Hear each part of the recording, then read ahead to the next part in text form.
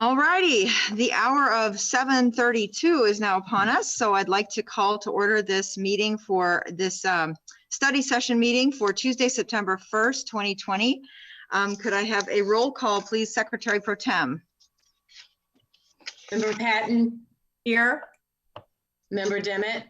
Here. Member Pulaski? Here. Vice President Exum? Here. And President Hall? Sure. We're missing one board member who might be showing up a little bit later, but we wanted to get things rolling now. So I don't believe we have any additions, corrections, or modifications of tonight's agenda. Do we? No. Okay. So we're going to be moving on to citizen statements, of which we have quite a few. We have two in person here, so bear with me. We're going to try and get technology working without any too much reverb going on. This is we're just giving some instructions here to the citizens who are here to make statements. Okay, first up are you Megan McDonald? Okay, and I'm not seeing that camera on my screen here, Lori, so I don't know. She's on my screen. She's on your screen. Okay. Oh, okay. All righty. Good to go. And everything's in focus. Okay, go ahead, please, with your citizen statement. She's muted, Ann. Yeah, we can't hear her. Sorry, just a second. I got her. Okay. I'm trying to. There we go. Am I unmuted now? Yes. Cool. And so the whole Board of Education's on this call? Okay, cool. Never done this before. All right, so dear Board of Education, my name is Megan McDonald. I'm a resident of Urbana and I have been for almost 10 years. I'm here to lend another voice to the stack of voices calling for you to not approve this budget as it is. The specific budget item I'm concerned about is the Cops in Schools budget item. Cops in Schools is what I will be referring to them as because school resource officer is a propagandized term. Cops in Schools is an attempt to further push an already white supremacist environment into a complete microcosm of an exact example of how our society polices, brutalizes, jails, and kills Black and brown people. Cops in Schools will not lead to any improvements or enrichments or safety to these children's lives. There is no positive results that will come from increasing the Cops in Schools budget by almost 20%, while only increasing the well-being services by 3%. Is this the community that you would want to be brought up in? Is this where your priorities lie? A police school environment directly holds up the school to prison pipeline. Urbana Police Chief Serafin's presentation about 2 weeks ago on the number of kids who are apprehended and arrested was disturbing for multiple reasons. The first reason of why it was disturbing was how unprepared he was. It made me deeply concerned. He doesn't seem to feel a huge need to try because him and the cops feel untouchable. They essentially are because of continuous voting like this to increase their presence and budget. People sitting in seats of power holding up white supremacy because the police have always been nice to them is exactly why the police have held so much power for so long. The second reason why it was disturbing and concerning was, I'm sorry, a little nervous. The second reason was that it was disturbing and transparent why out of the number of arrested children, 54% are Black students. When asked why does he think this is, Chief Serafin stated that was the $10 million question and started to list off reasons like poverty, issues at home, etc. This answer is unacceptable. To blame children and their socioeconomic status for the violence that him and his force bring to this community is misleading and cruel. And anyone who has paid attention to the many, many current and past incidences of police killing Black folks knows why this number is 54%. We come to this proven educated conclusion that there is a deep, deep racist problem within the creation and implementation of policing. One of the oldest examples of policing was the slave patrols. Today, slavery still exists and is written into our Constitution. The 13th Amendment says neither slavery nor involuntary servitude, except as a punishment for crime, shall exist within the United States. We pull children out of school, jail them in this mass incarceration system, this legal slavery, punish them and put them back into a society that is served and protected by the very force that profiled them and perpetrated this trauma and violence against them.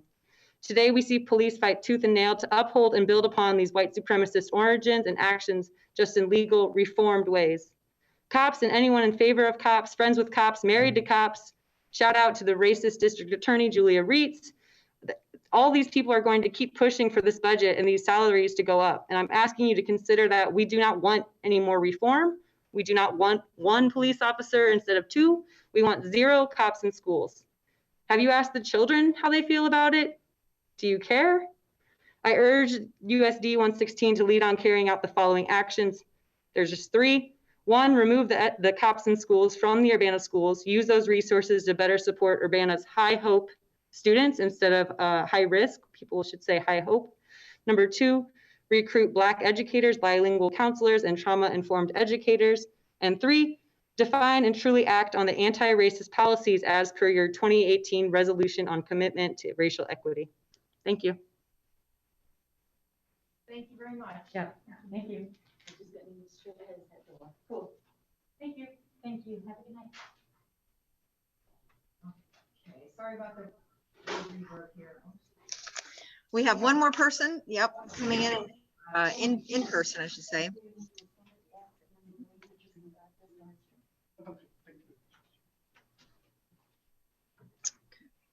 Just one second while we get situated. Hi. So you're the only one. Everybody else is remote. They're on your computer screen. Well, they're So, not. oh, they're not? Whoops. We've got the chat open. We can see the participants. Yeah. Okay. Do you want me to click on it or do you want to? You can, yeah, if you want, but it's. Well, There we go. Oh. It should be a grid on the side sometimes unless it it's should be not grids. showing everyone. Okay. they're all there though. Okay. So could you go ahead and state your name, please? Yeah, And my your name state- is Alan Romero. I've prepared a statement. Good evening. My name is Alan Romero, and I'm a long-term sub for the district since 2015. So after the protests this summer, Dr. Tatum issued a statement to the board reaffirming that we, and this is a quote, "we stand against racism, white supremacy, and anti-Blackness." So I want to ask the board, why are you hiring resource officers? Police serve in an antagonistic system. And the question is, why are we spending the money if we want to keep the kids out of trouble? What the board is doing is sending a clear message. What the board is doing is sending a clear message about who you are protecting, and it is not Black students.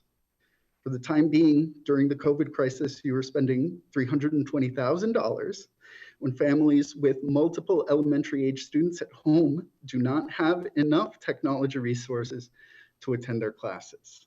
So that means that I personally am seeing families who are not able to give all of their students equal access to their classes. The most important problem here is that it is not equal access among the students during the COVID crisis. I'm not a legal professional, but it does seem to be, to me, that this is a civil rights case waiting to happen. So again, who are we protecting? Leah Payne, another UHS grad, has been doing a fantastic job of making that argument in terms of data. I know this district likes to be data-driven. I'm not going to repeat her argument. What I do know is how anti-Blackness works and what I've seen in this district. I've seen teachers yelling at Black students, "I don't know you and I don't want to know you." I've had students pulled out into the hallway to be yelled at 8:15 about crying. This was one of my students, a kindergartner. If you've ever spent any time around kindergartners, they cry for any reason. I know that internalized anti-Blackness causes us to react with frustration and anger at Black students that resist our control. However, if you allow that your emotional response could be coming from a place of internalized anti-Blackness, then you can decide to make a different decision. So we're demanding that the board immediately nullify the contract with the Urbana Police Department. Thank you. Okay. Okay, thank you. We have no more public comments. I know that is the last one. That's the last one. Can you turn the sound off on that? Yeah, thank you. Okay, and I will now proceed with reading out the written comments that we got from people. Got a stack, so please bear with me, everyone. Okay. Okay, thank you. All right, and I'm now the only person in the room, so I'm going to read these out. Here we go. Okay. Dear Urbana School Board, I'm a parent of 2 children who are alumni of the Urbana School District. I volunteered in the classrooms and in the library while my children attended school from pre-K to high school. I was a substitute teacher who taught at all levels in the Urbana School District. I recently retired from the University of Illinois Department of Human Development and Family Studies as the faculty supervisor for student interns placed in the Urbana schools and other human service organizations in our community. The experience of my family and my students within the USD was very positive and rewarding. Although there were challenging situations that arose, I was impressed with the responsiveness of the staff, in particular, several long-term devoted teachers, the counselors, social workers, and frontline hall supervisors who demonstrated exceptional commitment to providing a safe and supportive environment for the students. One of these exceptional people was Grace Mitchell, who demonstrated professionalism, a wealth of generational knowledge, and a heart of compassion for the students. She was able to listen deeply and advocate for the students and help to diffuse some very challenging situations. Based on my experience in Urbana schools, I recommend the proposed $300,000 be utilized to hire more staff with social work and counseling backgrounds, rather than an emphasis on police in the schools. The administration, staff, and parents need to work together to develop a plan of action to address the serious issues the schools face, given the escalation of poverty, mental and behavioral health challenges, gun violence, and racism in our country and in our community. This will require financial resources for community engagement and staff training rather than police presence. I hope the school district will continue to commit resources toward the vision of community engagement, staff training, and supportive services so that all students have the opportunity to learn and thrive in our schools. Signed, sincerely, Sharon Monday. Okay.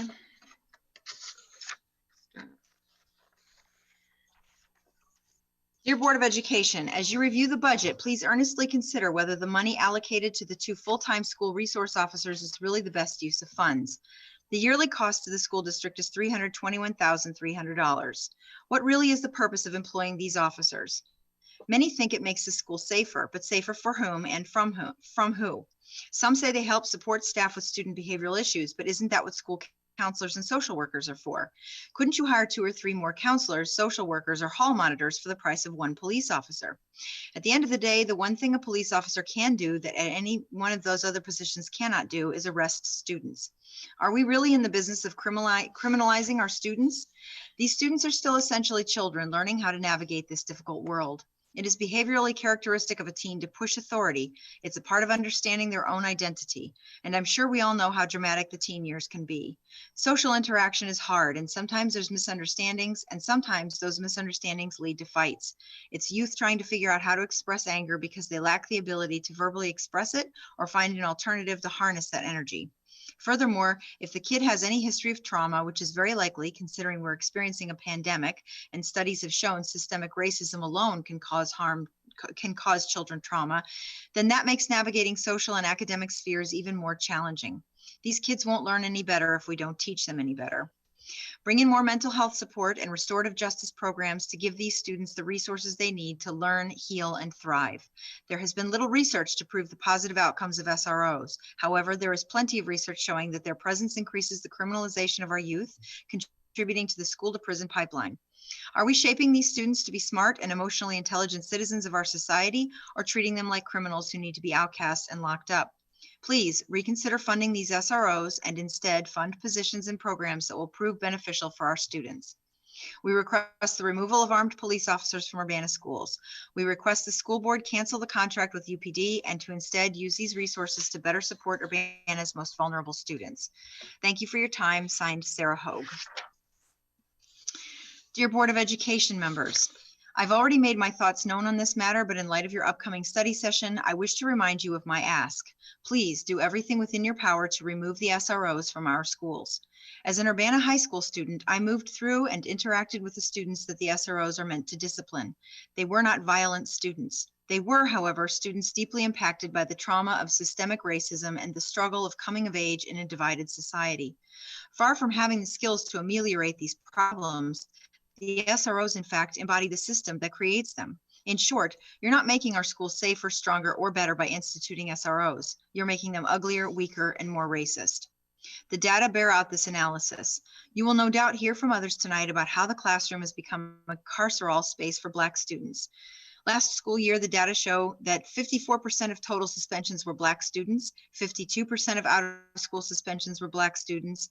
USD 116 is 37% Black and 31% white. When I was in school, and I'm sure that this has not changed, the majority of students in AP and AP prep classes were not Black. There were very few Black educators. The simple effect is that UHS is not a safe place for Black students to learn or simply even to be. Rather than making efforts to promote equity in our community, you are furthering the effects of a racist system. You make me very ashamed of my alma mater. Sincerely, Fiona Monroe. To the Urbana School Board. It would be a great thing for you to see and hear the data and voices of those who want real systemic change within the Urbana School District 116. Support the practices of intact families and trauma resiliency. Our community's young people deserve and need a nurturing educational system that works and has better outcomes. We can do this through a board that supports these inclusive practices. Please consider a different approach other than the school to prison pipeline. Officers can be on call as needed if and when they're warranted, just like any other emergency call. You don't need officers within the school all day. Sincerely, Janice Walker, community member and former EBD teaching assistant. And I'm sorry, I realize I'm not saying the citizens' names beforehand. I've neglected that on the previous ones. I'll start here. This is from Carol Neely. It is impossible to believe that the Urbana schools should even consider hiring 2 additional SROs costing $300,000 in the midst of a huge growing Black Lives Matter movement that has awakened us to the depth and breadth of racial inequality, a COVID-19 pandemic that means school will be conducted remotely for the foreseeable future, and when school resources are stretched thin. The city of Urbana is modestly defunding its police as the community is calling for. Police in America today, as has been widely shown, are figures of fear, not safety in many Black communities. Citizens are petitioning to remove the SROs already in place who've not been proven effective. Hiring more at this time is unthinkable. Many other needs should take priority. These include, for a start, hiring more minorities as teachers, teachers' assistants, staff, and especially hiring additional minority counselors or experts trained in conflict resolution and restorative justice practices. I hope the Urbana Board of Education will immediately stop considering spending money on a resource that is more likely to create conflicts than resolve them. Thank you. Signed, Carol Neely, resident of Champaign and Urbana for over 50 years. This is from Laura Orr. Dear Urbana Board of Education members, about a year ago, I sat before you asking each of you to personally do a deep dive into data, genuinely listen to stakeholders beyond just the loudest white parents, and seriously ask yourselves questions.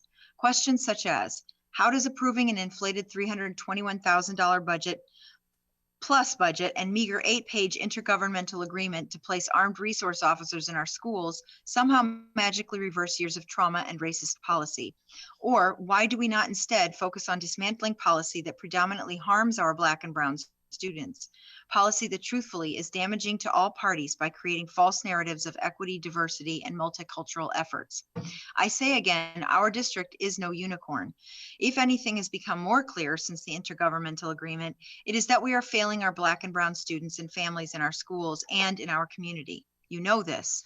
And now I see that you have the gall to propose an increase in the budget for SROs. Having already spent $275,000 in the 2019-2020 school year, and now, as posted in the agenda, you are ready to spend $327,000 for 2021. This just increases my worst fears that you actually believe this dystopian climate is something you want and believe is productive. As a board, you are actively working to increase harm for students, which I believe goes against any oath you pretended to take as a school board member. I loudly ask you again to remove the SROs from the schools. Do not funnel more money into Band-Aid solutions. Do the work to fix the disparities. Money is a great start, but really it's your willingness as a board member in a position of power to recognize that you are contributing to a system of harm. Once you allow yourself to actually reimagine a space that can function without your sanctioned directives of hate, we will be able to create a community that values all learners equally. USD 116 parent, alumni, and community member, Laura Orr. From Theo Latham. Dear Board, my name is Theo Latham and I'm a Tolono resident. I'm writing about the issue of SROs in Urbana schools. I've had many bad experiences with my past schools' SROs, and I believe that the money should be going towards something that makes students feel more safe and less threatened. In past experiences, I've been threatened with being sent to see an SRO for a very small issue. I would appreciate if this budget went to school counselors instead. Based on personal experience, talking to school counselors gives me a stronger feeling of safety. Sincerely, Theo Latham. Dear Board of Education, my name is Zev Alexander. I'm an Urbana Ward 4 resident and I work with youth, and I want to weigh in on the continuing debate about SROs in the Urbana schools. I had the opportunity to speak with my teenage participants about how they feel when interacting with SROs, and they all have so many other resources in the building that make them feel safer. I know that when I was a teenager, it was guidance counselors, teachers, and social workers who were the trusted adults I needed in a crisis. This is, as many citizens have said, true for our most vulnerable youth. I would appreciate it if the budget helped pay for more of the things students need: mental health support, and now more than ever, the technology and resources they need to thrive in the remote learning environment. Sincerely, Zev Alexander. From Liz Freivogel. Dear Urbana School Board, I'm writing to express my extreme disapproval of the decision to continue funding for school resource officers, essentially armed police, in the Urbana public schools. The presence of these officers can be seen as a direct threat to many students and families of color. Black families have endured centuries of abuse and disrespect at the hands of police. Hispanic families who may have undocumented status also fear any attention from law enforcement officers. Putting police in schools with students from these groups is a direct threat to these students' well-being. Why can't we spend these many thousands of dollars in a more positive way? Social workers, aides, specialists in restorative justice, additional teachers, dual language counselors and coordinators, all of these people are desperately needed in great numbers in our schools, and many of these positions are chronically underfunded and understaffed. We can do better. Why go down this antiquated path of putting our trust in police, many of whom have broken this trust? Please consider acknowledging the reality we are living in with regards to police community relations, and take away your support for these officers in our schools. There are better ways to spend our money. We claim to be a progressive community. Let's put our money where our mouth is. Sincerely, Liz Freivogel, USD parent. From Gabriel Nardi. Dear USD 116 School Board, I write to oppose the hiring and budgeting of school resource officers in Urbana. In our pursuit of racial equity, SROs are a step backward. We have a long history of racism in our community and our country. Adding police doesn't tend to help people of color. Recent events around the nation spotlight police abuses. This kind of investment seems tone deaf to many in our community and furthers mistrust in our schools. Many families view our schools as a refuge, a life raft, a ticket out of poverty. Doubling down on police makes school less of a haven and more of a threat. With trust in police low, let's look to invest in restorative justice. Can we spend more money on people that work in healing, growing, and supporting our young people? Signed, Gabriel Nardi, USD 116, dual language teacher and parent. From Amina Payne. How is it that the board proposes to increase the school budget for cops by nearly 20%, but well-being services only receive a 3% increase in funding? The NAACP and ACLU also are calling for USD 116 to remove armed police from schools, as you would be aware. How can you all be so out of touch with your own community? You have the audacity to propose an increase to the budget for SROs. You've already wasted $275,000 in the 2019-2020 school year, and now you are ready to spend $327,000 for 2020-2021. Why does the board continue to ignore the asks of the community and waste education dollars? You are on the wrong side of history and you are causing unnecessary damage. You all should be ashamed of your actions and how you are allowing your ego and your own interest to guide your decisions to the detriment of youth. I'm appalled and disgusted. Signed, Amina Payne. From Felipe Menento. Dear Urbana Board of Education members, in the 2 weeks since the last board meeting, we have been witness again of more racial injustice toward Black people at the hands of police, this time in nearby Wisconsin. In the last 2 weeks, we've seen the return to school in Urbana, online this time, where the social and racial disparities have become apparent again. We have so many students left behind because of lack of access to the internet and technology. In the last 2 weeks, you've received a petition from more than 140 of us asking you to take anti-racist action and for the removal of armed police from schools and the recruitment of Black educators, bilingual counselors, and trauma-informed educators. In the last 2 weeks, you received a formal letter from the ACLU and NAACP calling for USD 116 to remove armed police from schools. But instead of listening to the community you serve, instead of listening to the Black and brown voices asking you to take action now, you have the audacity to propose a budget to spend $327,000 in 2020-2021 to have armed police in buildings with no students. While the country seems to have finally awakened to the reality of racial injustice, you, a board made up of nearly all white people, seem to be comfortably sleeping in your privilege. Is this the legacy you want to be remembered for? What will it take for you to stop ignoring your community? What will it take for you to do what's right? I would like to urge board members to move in the right direction and cancel the intergovernmental agreement between the school district and the city of Urbana and use these resources in the benefit of our community instead. Signed, Felipe Menento, USD 116 parent and community member. From Biel Font, sorry if I mispronounced your name. Dear Urbana school board members, as a current student of Urbana High School, I would like for you to show anti-racist commitment, especially regarding the safety, health, and education of the large numbers of African American and Latinx students at UHS. After gathering info and having discussions with various members of the student body, including the former African American Club president, here are 6 policies and actions that we would like to get done. 1, police out of our hallways and classrooms, meaning the school to prison pipeline. End all school contracts with the Urbana Police Department. 2, recruitment of African American and Latino teachers in accordance with school demographics. 3, hiring of social workers, psychologists, and trained personnel also in accordance with school demographics. 4, dismantling and remodeling the disciplinary model of the school. No more suspensions, sending kids home for disciplinary measures. Build on restorative justice instead. 5, desegregation of the school and creation of a unified AP curriculum that prepares all students for higher learning as well as trades. 6, expanding the free lunch program through hiring of dietists and the option of healthier food. Signed with best regards, Biel Font, concerned UHS student. Hello, my name is Kathy Wall. I write to you as the grandmother of 2 Black grandsons who attend UHS. I am strongly opposed to the presence of SROs in the middle school and high school for a number of reasons. The first reason for my concern about SROs is based on systemic racism. The kids at UHS are teenagers. My grandsons have seen and heard about my son being pulled over for fitting the profile, in quotes, while driving, while walking, while jogging, all of their lives. One of my grandsons is diabetic, and he once watched as the police rummaged through his diabetic backpack. I'm sure they thought they had hit pay dirt when they found syringes. That particular stop had been based on a burned out taillight. No need to search the car. My point is that because of the experiences Black youths have had with the police, the presence of an officer in the school is counterproductive, even traumatizing to them.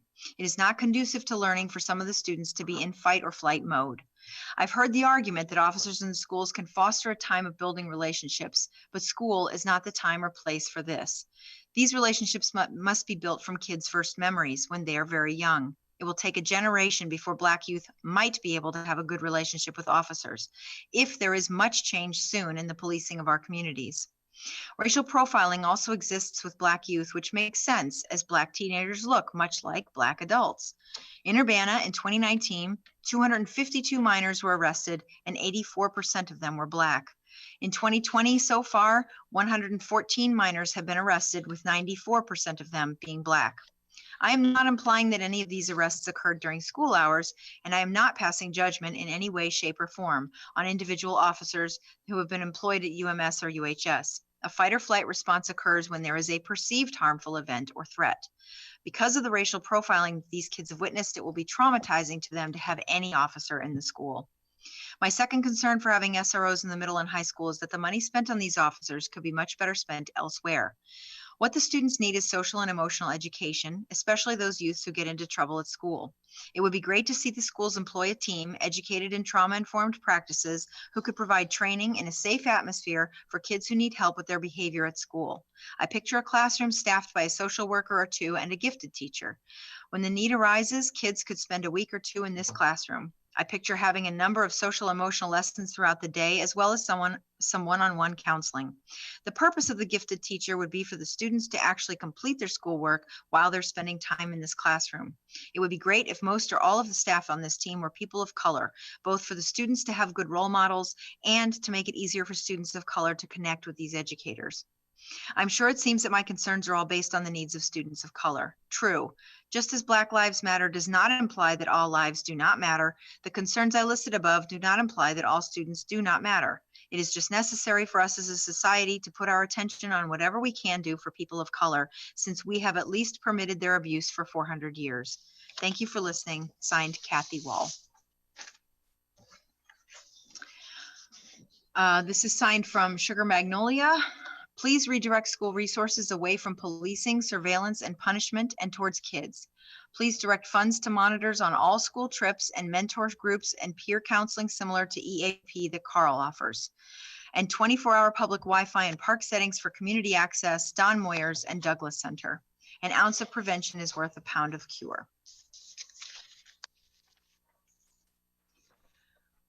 This one is signed. This one is coming from Catherine Majowski. I hope I pronounced your name correctly. Hello, my name is Catherine Majowski. I'm a resident of USD 116 Subdistrict 7, and I'm writing to express my opposition to increasing funding for the SRO program.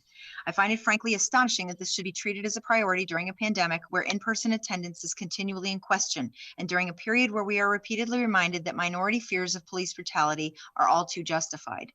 Policing in schools is a reactive, quote, solution to issues that can and should be more effectively and compassionately handled through counseling and early intervention, as well as connecting students to other community resources who can help them.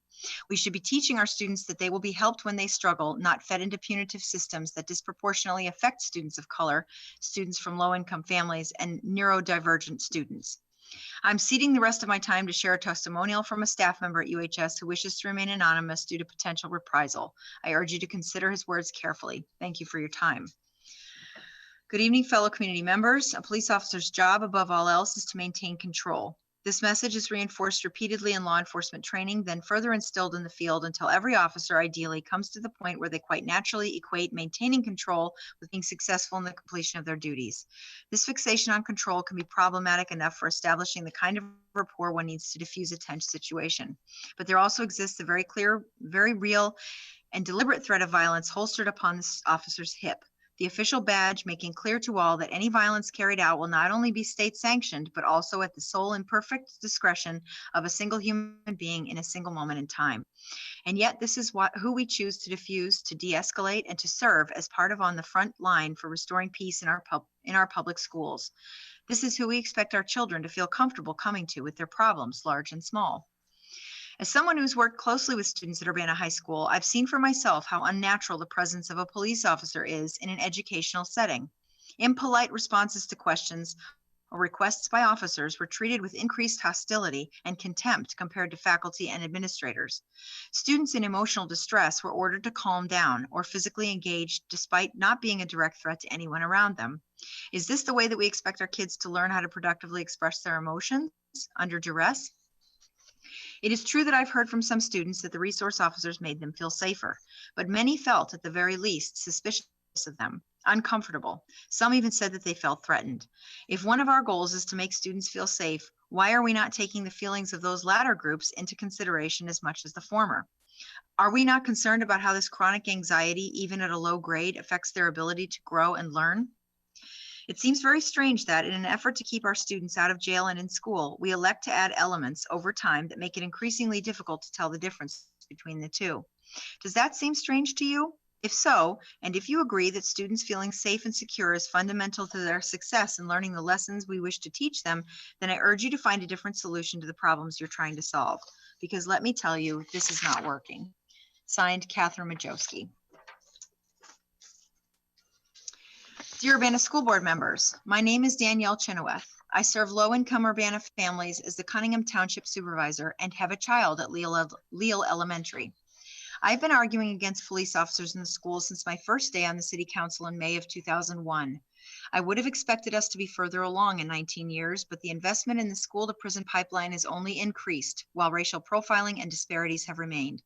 I'm asking you to redirect the $320,000 or so of our tax money proposed to be spent on 3 gun-carrying officers towards a whole host of unmet needs in our schools. Last week, I helped a number of children, including my own, struggle to access online education. One family still lacks internet access at home and did their work on my porch. Another was passing a computer back and forth between kids.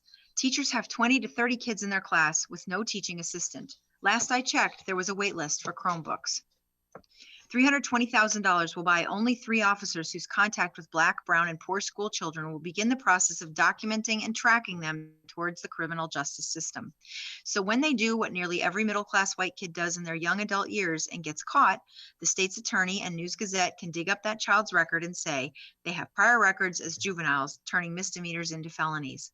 Those kids then have barriers to housing and employment, along with shame and stigma, which builds a higher and higher wall, shutting them out of participation in society. Instead of 3 officers, $320,000 could alternatively buy this year 7 social workers, or teaching assistants for every classroom at my son's school, or 3,000 Chromebooks, or rental assistance for 533 families at township assistance levels, or 10,667 days or 205 weeks of motel room stays for homeless families. That you are even considering buying police time at a time when the schools are closed and families are struggling is both a tragedy and a farce. Please redirect school resources away from policing, surveillance, and punishment and toward kids, families, education, and racial justice. Signed, Danielle Chenoweth. From Amy Clay Moore.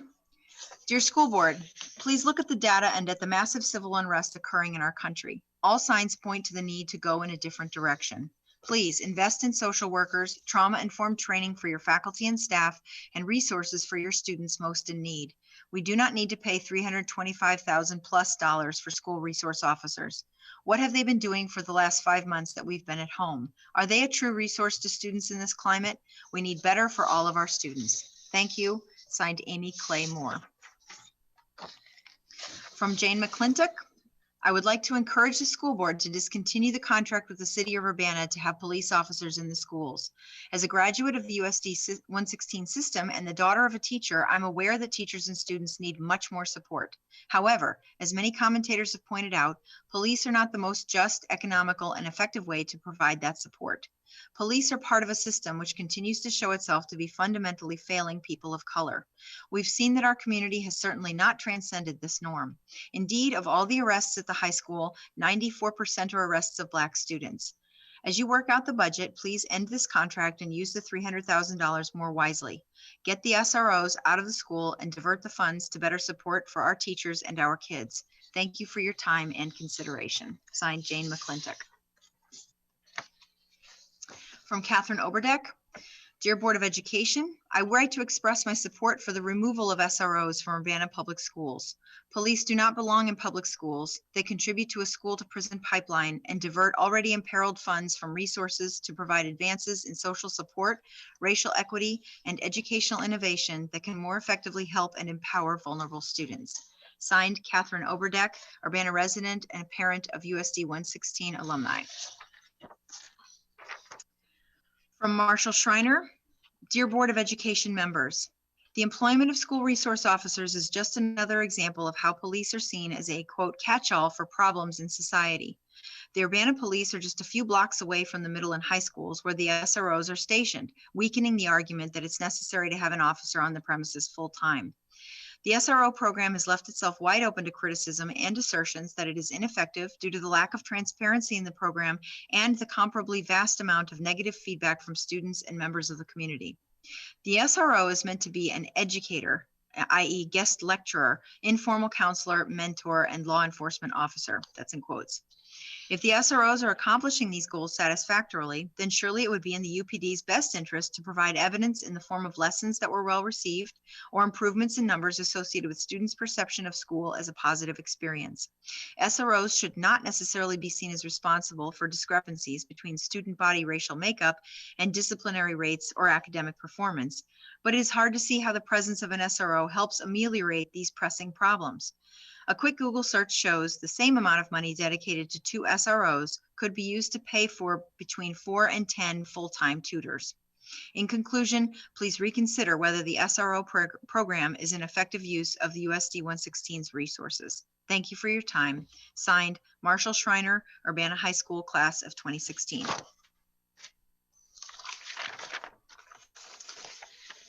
And this one I think is my last individual letter from Danielle McFarland. Dear USD, I'm writing to thank you for your decision to instruct remotely. I hope that you will continue to keep best practices, the latest recommendations of experts, and the entire community in mind going forward. However, I am writing today to ask that you divest from policing our students with SROs and invest that $300,000 in your staff, students of color, and resources that support families struggling during this unprecedented time. There is no evidence that SROs reduce crime or make schools safer, but there is evidence that students of color are disproportionately targeted by SROs nationwide. Your disciplinary statistics and the achievement gap for students of color already demonstrate the lack of resources and trauma-informed practices implemented. So please don't let your SRO program become another negative statistic holding Black and Indigenous people of color students back. Sorry if I got that wrong. We're a community with great diversity, incredible innovative potential, and a passion for collaborating. Please use that $300,000 to reach out to the many community partners available to help support staff, students, and families in need. We're living in the biggest civil rights movement of our country's history. Please make sure our schools are on the right side. Thank you. Sincerely, Danielle McFarland.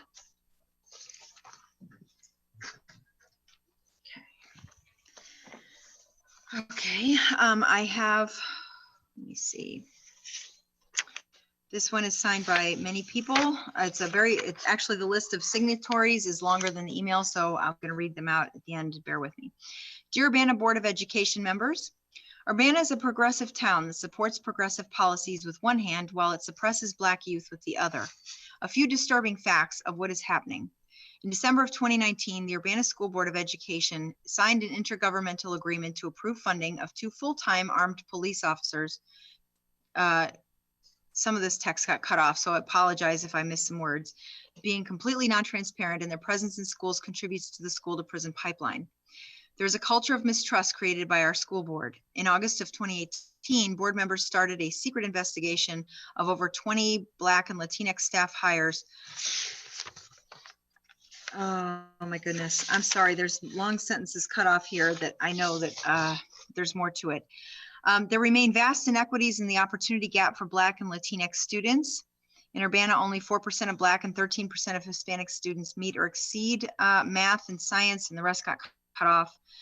My apologies. In Urbana, white students are 2.4 times more likely to be enrolled in at least one AP class than Black students. In 2019-2020, over 80% of youth arrests are of Black youth. Over half of these incidents are occurring during the school year. Many of us are inspired to make changes toward racial equity in our community. In turning this inspiration into action, we must first recognize these facts as unacceptable. We request the removal of armed police officers from Urbana schools. We request the school board to cancel the contract with UPD and instead to use the funds for, and that got cut off. We call for the recruitment of Black educators and the recruitment of bilingual counselors and trauma-informed educators. The USD School Board passed a one-page resolution on commitment to racial equity on November 20th, 2018. No action has resulted from this resolution. I hope that to truly act on the district will truly act on anti-racist policies instead of just committing to them. This would include measurable goals and frequent evaluation and dissemination. Signed, sincerely, Nate Wall, Catherine Majewski, Jacqueline Hanna, Sophie Main, Jorge Elvier, Donald Owen, Dawn Navejas, Jose Angel Navejas, Brian Dolinar, Janice Walker, Ronick Frazier, Tambiki Moore, Morris Hayes, Willie Ann Hoff, Pamela Harris, Akil Guruparan, Alan Axelrod, Josh Bow, Amina Payne, Carrie Brown Tess, Jennifer Roth, Tammy Stanky, Maha Salman, Rita Connerly, Dominique, Chelsea Birchmeyer, Tina Schweitzer, Regina Kreider, Trudy Lapich, Jennifer Enoch, Ashley Price, Barbara Jones, Charles Schultz, Ariel Phillips, Jesley Munka, Milin Lai, Lynn Guerra, Lucia Avila, Allison O'Dwyer, Danielle Dawson, Gabriel Nardi, Jessanne Gonzalez Cruz, Anne Marie Esposito, Cassidy Wagner, Leslie Owens, Andy Lee, Becca Marie, Owen McDonald, Derek Briles, Michael Stewart, Logan Middleton, Austin Hoffman, Cheyenne Mitchell, Gregory Schroeder, Nate Atkinson, Ali Santiago, Aaron Long, Patricia Ruby Powell, Eric Quo, Juliet Larkin Gilmore, Christine Janik, Isabel Scott, Miranda Holloway, Rebecca Powell, Olivia Bray, Megan Fleming, Dion Clifton, Sarah Hogue, Lauren Quinn, Miriam Larson, Elizabeth Simpson, Fred Wynn, Suzanne Hunter, Brian Dunn, Leslie Smith, Rachel Spencer, Samantha Goebel, Tony Strack, Elizabeth Singer, Abram Washington, Dallas Trinkle, Taylor Armstrong, Casey Gastanaga, Diana Mosher, Kelly Wiegand, Lance Pittman, Ravi Hassananka, Jackson Hassler, Danielle, Austin Powell, Jesse Ruddle, Daria Shaghavi, Kat Graff, Megan McDonald, Amy Hatch, Lily Wright, Alex Riley, Ellie Hahn, Kurt Hovis, Alicia Edwards Jackson, Elise Belknap, Madeline Molina, Ashley Cook, Valerie O'Brien, Sarah Buckman, Vivian Toole, Ashler Ubel, Rachel Christie, Kai Wiest, Avalon, Alex Ward, Katrina Rose Carroll Knights, Melissa Jones, Allison Kafring, Dr. Melita Pope Mitchell, Estela Santillan, Zev Alexander, Julia Rush, Sierra Maniatz, Liz Freivogel, Felipe Menento, Brenna Guillen, Claudia Menento, Laura Orr, Margie and Larry Job, and Reginald Walker. My apologies if I mispronounced anybody's names. And then we have another group of group emails. Okay, I hope I read these out properly. Lori, if I butchered this, I'm sorry. This is coming from Devangana Rana. Dear Board of Education members, suspension data only reaffirms stories that we are hearing about how the classroom has become a carceral space for Black students. 54% of total suspension were Black students. 52% of out-of-school suspensions were Black students. USD 116 is 37% Black and 31% white. This further illustrates that Black students are being suspended at higher rates than their white peers. Young Black kids are disproportionately disciplined and pulled out of school for vague disciplinary infractions such as defiance and disorderly conduct and bullying. Education can only fulfill its potential as the great equalizer, a force that can overcome differences in privilege and background when we work to ensure that students are in school every day and receive the support they need to learn and thrive. Sincerely, and there's a list here. I'm just checking with Lori to make sure I get all the names correct. Oh, okay, and then this one goes with that one. Okay, sorry. So that first part was signed by Devangana Rana, Honora Hoey, Zoe Hovde, Biel Font, Jose Angel Navejas, Alina Ahmed, Lillian Wright, Rebecca Powell, Izzy Scott, and Andrea Herrera. This next one says, Dear Board of Education members, here in Urbana, there are still vast inequities in the opportunity gap for Black and Latinx students. In Urbana, only 4% of Black and 13% of Hispanic students meet or exceed mathematics performance levels, yet 34% of white students meet or exceed mathematical performance levels. Moreover, in Urbana, white students are 2.4 times more likely to be enrolled in at least one AP class than Black students. Despite this, last December, the Urbana School Board of Education approved funding of 2 full-time armed police officers. The yearly cost to the school district is $321,300. The purpose of these officers is not grounded in research. The evaluation of these officers continues to be completely non-transparent, and their presence in schools contributes to the school-to-prison pipeline. We request the removal of armed police officers from Urbana schools. We request the school board cancel the contract with UPD and instead use these resources to better support Urbana's most vulnerable students. Sincerely, Devangana Rana, Christine Janik, Isabel Scott, Honora Hoey, Zoe Hovde, Jose Angel Navejas, Aaron Gable, Alina Ahmed, Lily Wright, and Rebecca Powell. Dear Board of Education members, there is a culture of mistrust created by our school board. In August of 2018, board members started a secret investigation of over 20 Black and Latinx staff hires due to, quote, concerns with their qualifications while spending more than $23,000 in attorney fees for a document that was never shared with the public. Furthermore, instead of wasting $321,300 to put armed police in Urbana schools and further contribute to the school-to-prison pipeline, we call for the recruitment of Black educators and the recruitment of bilingual counselors and trauma-informed educators. Signed, Devangana Rana, Honora Hoey, Zoe Hovde, Jose Angel Navejas, Alina Ahmed, Lily Wright, and Rebecca Powell.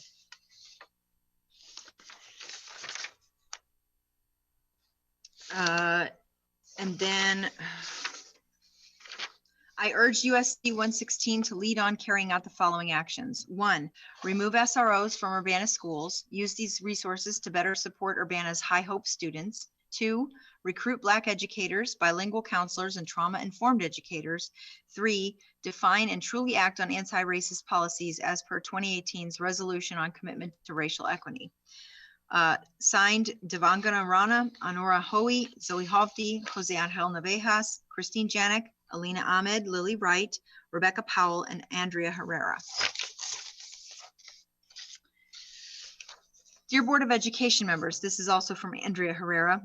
Suspension data only reaffirms the stories we're hearing about how the classroom has become a carceral space for Black students. I believe this is similar to what we've read, but I'm going to continue. 52% of out-of-school suspensions were Black students. USD 116 is 37% Black and 31% white. This further illustrates that Black students are being suspended at higher rates than their white peers. Young Black kids are disproportionately disciplined and pulled out of school for vague disciplinary infractions such as defiance and disorderly conduct and bullying. Education can only fulfill its potential as the great equalizer, a force that can overcome differences in privilege and background when we work to ensure that students are in school every day and receive the support they need to learn and thrive. And I believe the rest was just what I previously read, with 1, removing SROs from Urbana schools, 2, recruit Black educators, bilingual counselors, and trauma-informed educators, and 3, definitively act on anti-racist policies as per the 2018 resolution. Signed sincerely, Andrea Herrera. So I'm double checking to make sure that all of these, I believe these are all the same letter that were signed by several people, which is why I condensed them all into one, but they were the same request. So I think that's all of our public comment for this evening. Yes. Okay. Thank you everyone for bearing with me. I'm just going to have a drink real quick before I continue. Okay. There is, that's our public citizen statements finished with. We're now on to item 5 of the agenda, which is call for executive session after tonight's meeting, of which there is none. And so I now need approval for tonight's agenda, please. So Move moved. approval of the agenda. Second. Moved and seconded, roll call, please. Member Fisher, Oh, you're muted, Ruth Ann. Ruth Ann, you're muted. You're muted. Member Patton, Yes. Member Demmett, Yes. Member Pulaski, Yes. Member Carter votes yes, Vice President Exum, Yes. President Hall, and Member Fisher. Yes.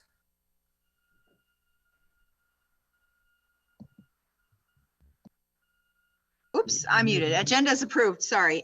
Do we have any administrative reports for this evening? No. None? Okay. We have no policy review. And so now the next point is the public hearing for tonight's fiscal year 2021 district budget. I have the gavel, which I don't know if you can see, but I now open this public hearing. And also there is a public hearing for the fiscal year 2021 adult education budget. So anyone present wishes to make a statement about that, please come forward. There is no one else in the room with me right now, so I will continue on to our action items. Do I have to close the hearing? Yes, okay. Since there is no one in the room and I haven't heard any otherwise statements, I will now close the public hearing. Considered closed. Okay, action items. We do have an administrative personnel items, please. I don't think was there anything that needed to be said about these tonight especially? No. Okay. So do I have a motion to accept the administrative personnel items? So move. Second. Moved and seconded, roll call, please.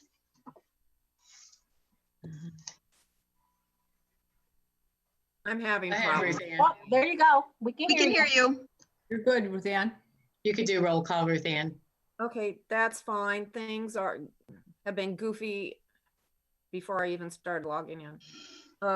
Member Carter, Yes. Member Demmett, Yes. Member Patton, Yes. Member Pulaski, Yes.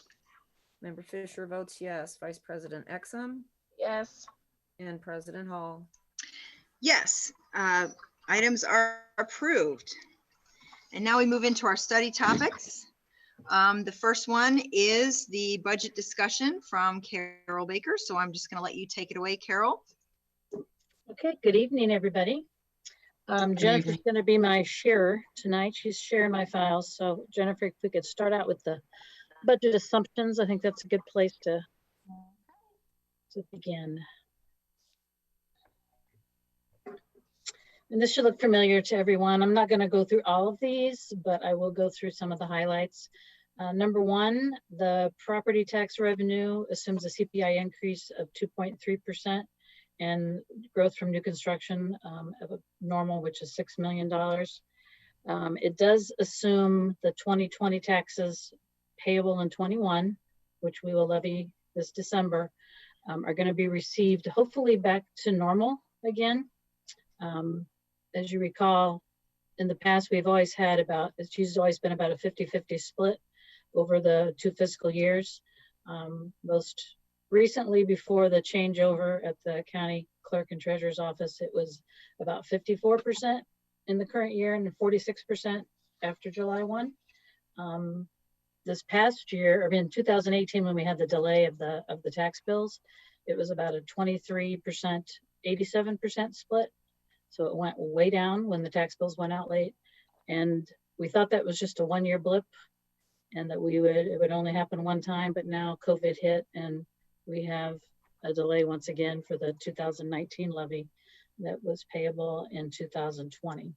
So what we normally, again, would have gotten 54% of our levy before June 30th, we got about 30% this year. So again, that's throwing revenues in the following fiscal year and bunching things up that makes us look like we have a surplus when in reality, if it was a normal year, we would be more normal and not have such a huge surplus. So I'll go over that a little bit later.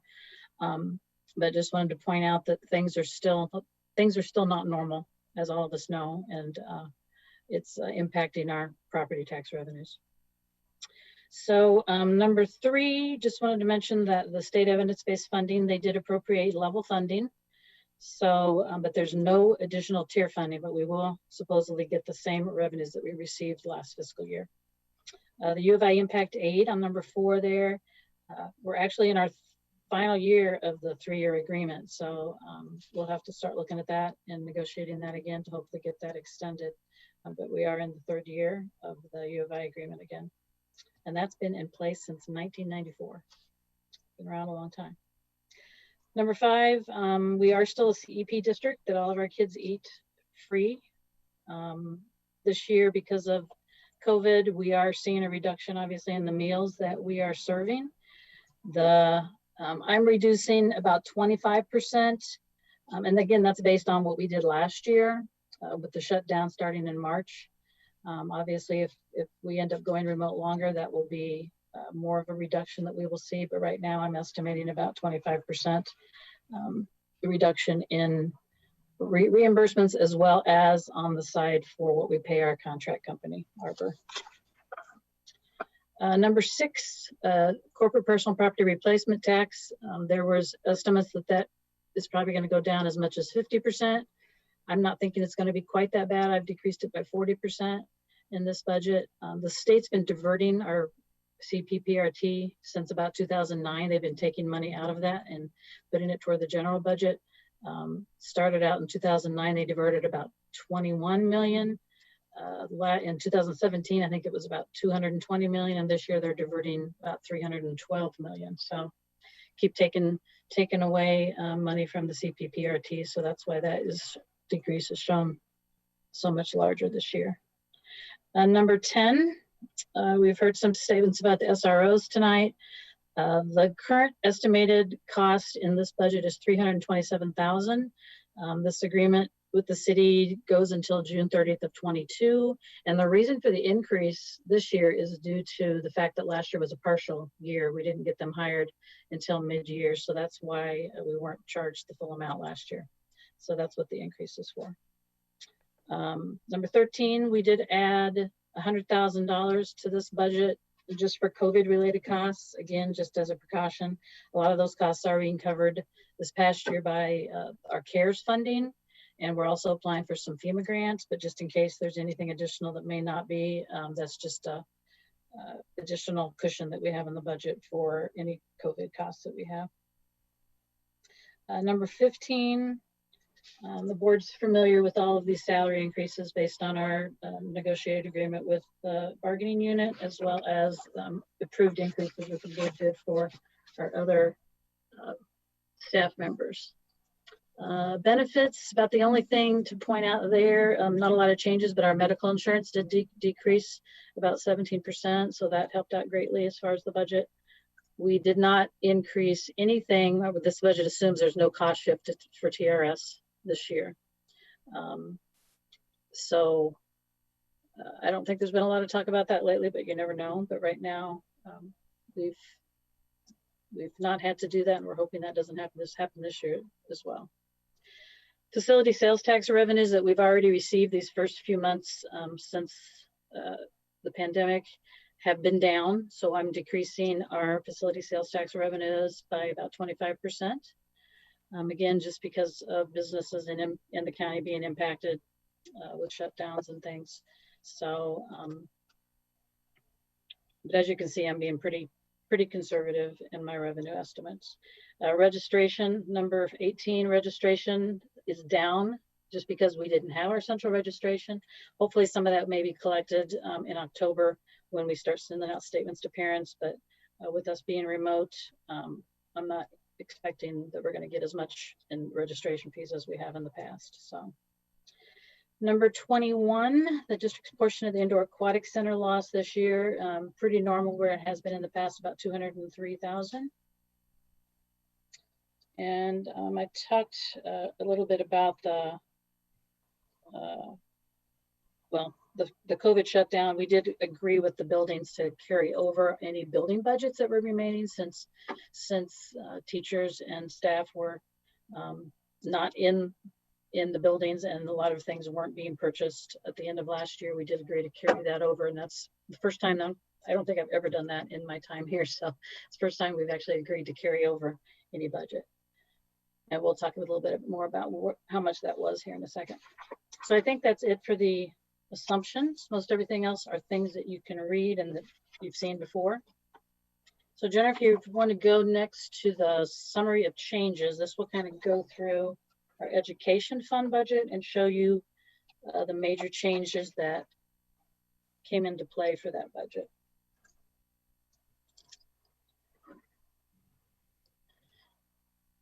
Sorry, that looks really small, doesn't it? I'm getting it bigger.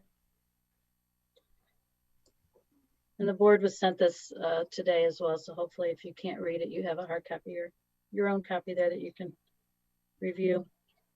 What this document does is it takes last year's revenue budget and expenditure budget and just shows you the increases and decreases so you can kind of see overall where the money is gone. Decreases in real estate taxes as far as what we've budgeted, again, because we've had the erratic tax receipts. What we're budgeting is very similar to what we budgeted last year, because where there was delayed payments last year, there's also delayed payments this year. No increase in tier funding from evidence-based funding. The $230,000 transfer was the one-time transfer that we had to do last year to correct for the reallocation of taxes when the clerk's office did not put the taxes based on our request in the correct funds. So we had to do that transfer. That's not needed this year because that was all done correctly. So that is just taking that transfer out of the budget. So that's a reduction because for that one-time expense that we had. Decrease in private tuition of about 35,000. Some SPED reimbursements that are going down. And again, we've talked about the replacement tax, registration fees, student fees when I was going through the assumptions, and then also interest earnings just because of COVID. Interest rates fell sharply and not budgeting near the interest that we earned last year. Meal reimbursements, because of the decreased meals that we're serving, obviously the reimbursements we're getting will go down as well. So overall, net decrease in revenues of about 1.879 million to get to our total revenues of 50.5 million. In the Ed Fund, pretty much going most of the budget increases and decreases are all related to salary and benefits. But that's about 400 to 500 different lines in the budget. Instead of going through all of those, I kind of go through the large increases and everything else. And the rest of it all gets lumped into this salary increase and benefit savings, because that's where the majority of the changes are in the budget are to the salary lines. The increase in SRO cost, as I mentioned, the 52,000 was just because last year was a partial year. So that increase is just accounting for the full year, first full year under that contract. Subcosts, I did decrease subcosts based on what we had spent last year in subcosts. That's one of the few areas where we actually do see a reduction when we're remote. We don't obviously hire as many subs to come in, and we're assuming that based on our being remote through October, that we will see about that same, and could be larger if we end up going remote longer. But right now I'm basing it on how we were, how much we spent on subs last year. The remaining items in the middle here, all of these about moving things to title. We did another switch of what's getting paid out of Title I. We moved all the instructional coaches into Title I, and then moved out all of the things, a lot of the non-licensed positions that we'd had in title before. The main reason for doing this is it ended up before, if you recall, we had put a lot of items into title because the federal TRS rate had skyrocketed, and it just became too expensive to pay licensed staff out of the federal grants because they charged an additional 35% TRS on top of the normal TRS. Well, they've dropped that federal TRS rate down to about 10.4% now. So it's actually cheaper to pay licensed staff out of the federal grants than it is to pay non-licensed staff. So we're making that swap, and that's what all these changes are, because again, we're moving things from the grant fund into the Ed Fund. The other changes, obviously we have the vacancy of the high school principal, decrease in contractual food service costs. Again, because we're not serving as many meals, they're not going to be charging us for as many meals.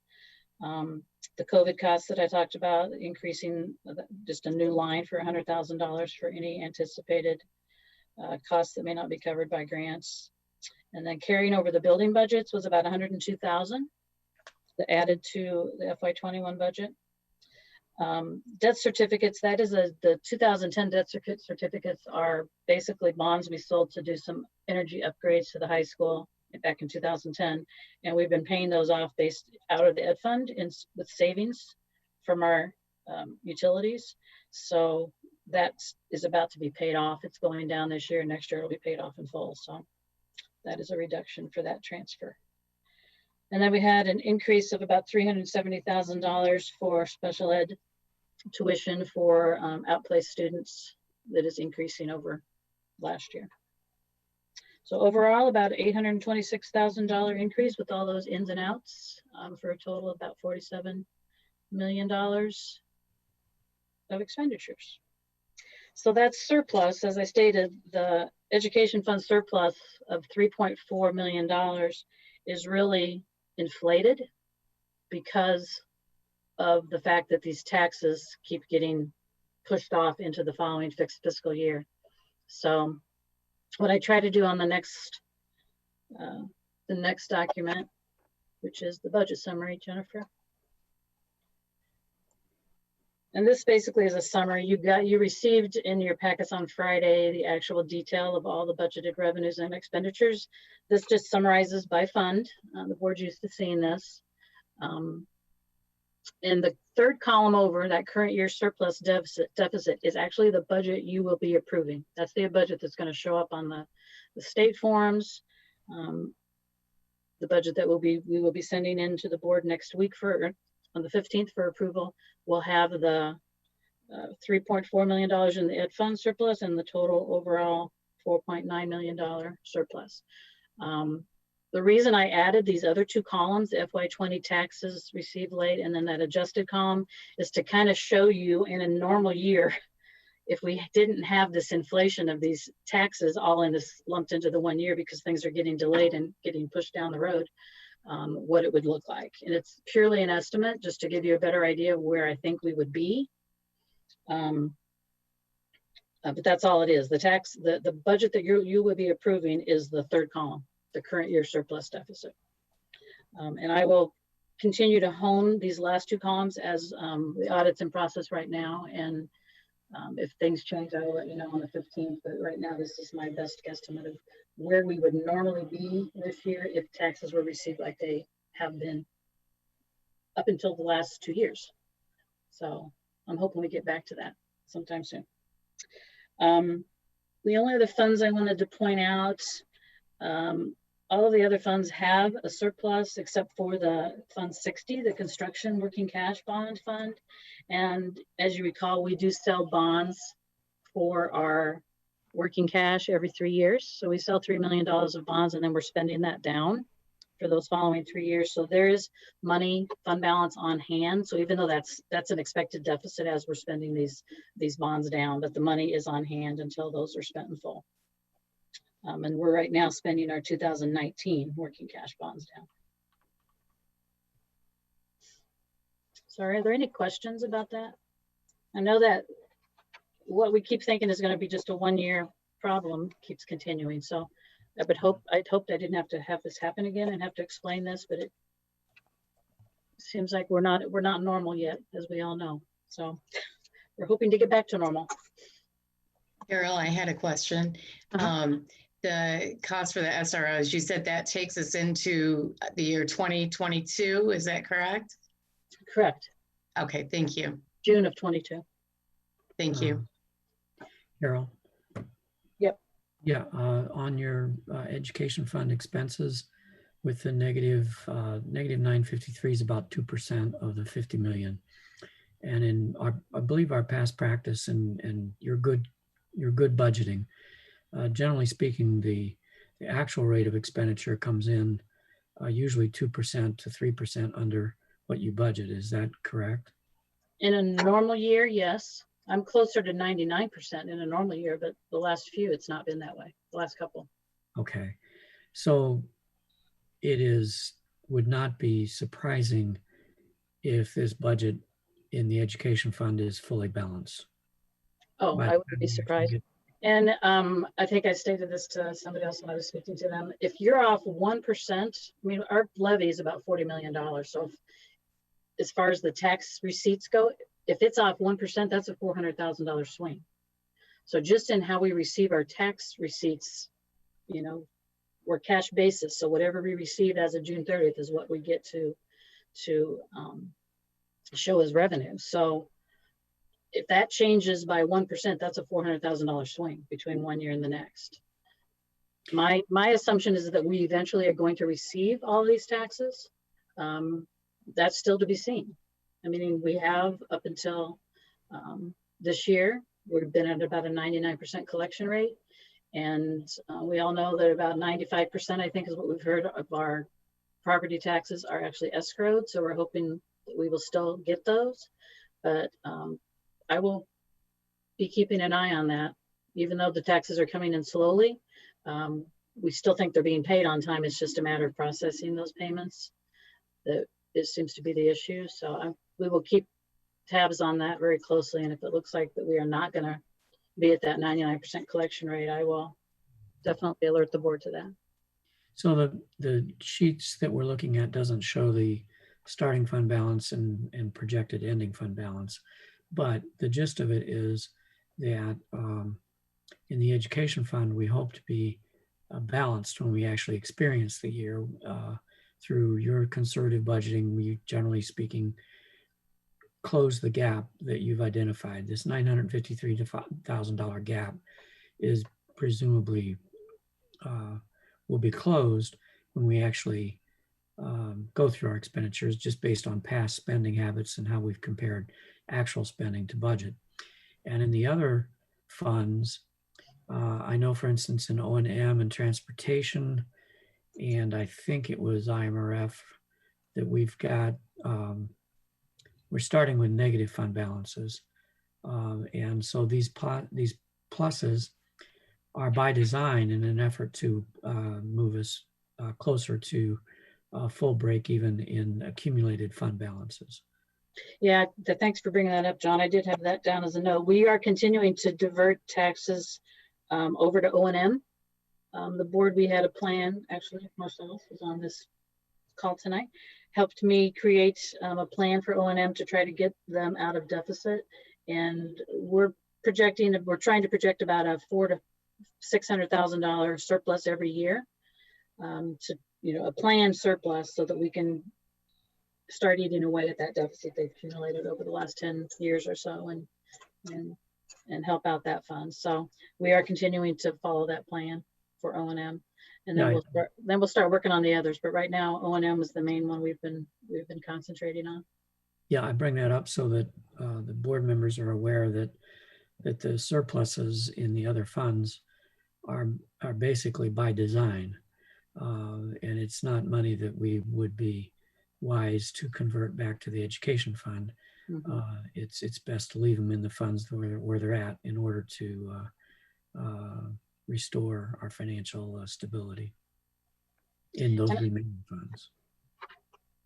And I will have fund balances. Well, like I said, the auditors are here right now, and I think this meeting is happening a little earlier than it has in the past. So we will hopefully by the 15th have a better idea of fund balances, and I can present those on the summary form at that time. Because I know there's a couple changes that we are going to make to the budget. I'll point those out at the next meeting as well when it's up for approval. But I know Randy has a couple items he's going to talk about tonight. Some items that just came up facility-wise that we're going to have to do. And we wanted to make sure that while we had not approved this yet, we'd go ahead and put those in the budget so we could plan on those for this year. So there will be a few slight changes. And the other major point is with the sales tax coming in slower, let's all keep in mind that that's for facilities only and not for operational purposes. But we've still got a positive fund balance there. Mm-hmm. But what will be occurring is a slowdown of the money for current projects. We still have plenty to satisfy our debt requirements, but in terms of putting aside money for pay-as-you-go construction, which we had hoped to use almost exclusively with Thomas Paine and with Wiley, this is not good news. Yeah, thanks, Don. I wanted to touch on that as well, because the cost for the debt service that comes out of that is fixed, right? It's about 1.5 million per year. So if we're taking a 25% hit on the approximate 3 million we were getting per year in sales tax revenue, that's all coming from the savings from the pay-as-you-go project. So that's a huge hit. It's more like a 50% hit on that half of how we budget that money. Yep, that's true. So more in a couple weeks. But if there's no questions, I will. Well, I don't have any questions for you, Carol, but I would like to address the budget line for SROs. And I would like to conclude my remarks with a proposal. So that will be at the end.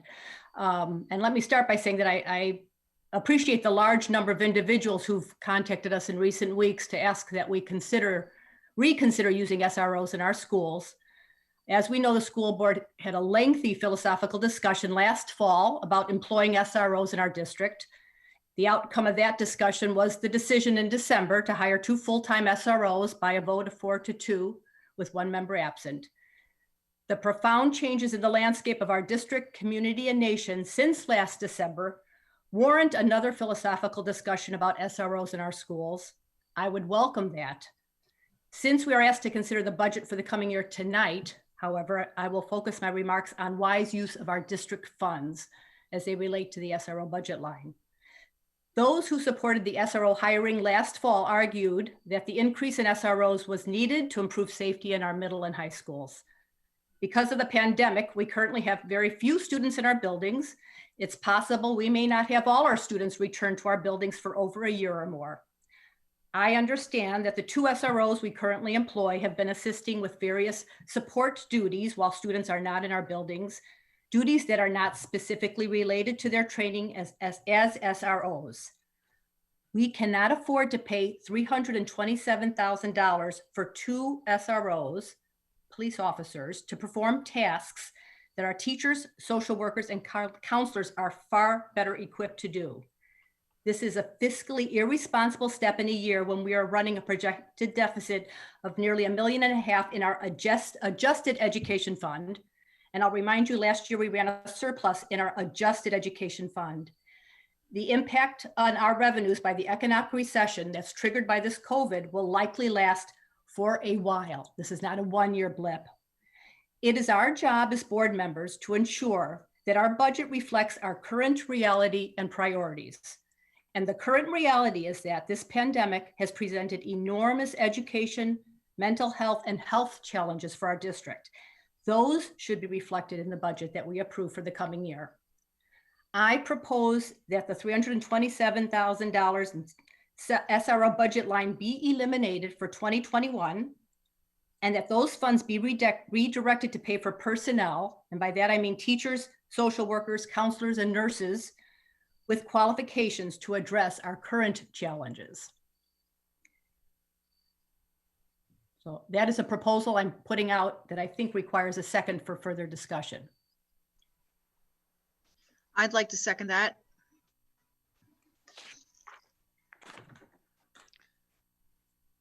I don't know what I'm supposed to say as a response, but I'd like to see that put on the agenda. I don't know, any advice on how to proceed from there?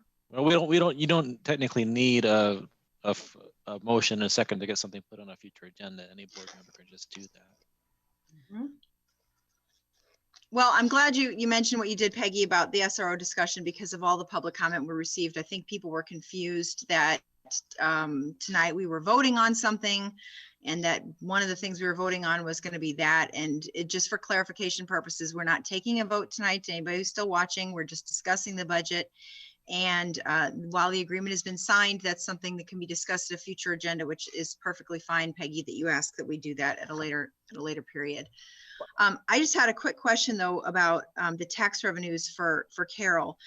You just said that you're not seeing that the tax revenues are going to be, they're probably going to go down possibly because of COVID and everything. And does that mean that we need to be seriously looking at delaying any building stuff? Is that what you said earlier about the build projects for Thomas Paine and Wiley? I mean, I don't remember when we were set to break ground on that, but how far of a delay would we think of looking if these budget revenues continue to decrease? I don't think it means we delay. I think it means that we might have to restructure how it's financed and do more of it on debt versus actual cash. It might be a delay. It might be that we figure out that financing is not the correct way to go. But what it does mean is that we thought we were going to have enough cash on hand to do this almost without issuance of any debt. And that may not be possible for, we may have to delay a year or something like that, or hope that sales tax revenues start materializing again. But unfortunately, if we delay it a year, the cost of construction and materials and everything will probably go up anyway, just because of, right? I mean, Probably faster than the cost of finance right now. Cost of financing is really cheap. I think didn't Riley mention phasing that was possible on the next project as well? Yes, Yes. So that might be an option we need to consider. that's not directly budget related. So let's be, I need clarification on just exactly what you all moved and seconded. Yeah, I would too, because my understanding is that we are asked to review the budget that Carol drafted and put before us, discuss changes we would like to have made in it before we approve it at our next meeting. And what I wished to do in my proposal was to eliminate that budget line. And I guess I assumed that we would need some input from the rest of the board, so Carol would know whether to take that out of the budget that we would actually approve at our next meeting. That was my understanding of what I was doing. Is that not your understanding? I think when the budget's before us in 2 weeks, Peggy, you could make a formal motion at that point to amend the budget that we approved that night. But I'm not a parliamentarian.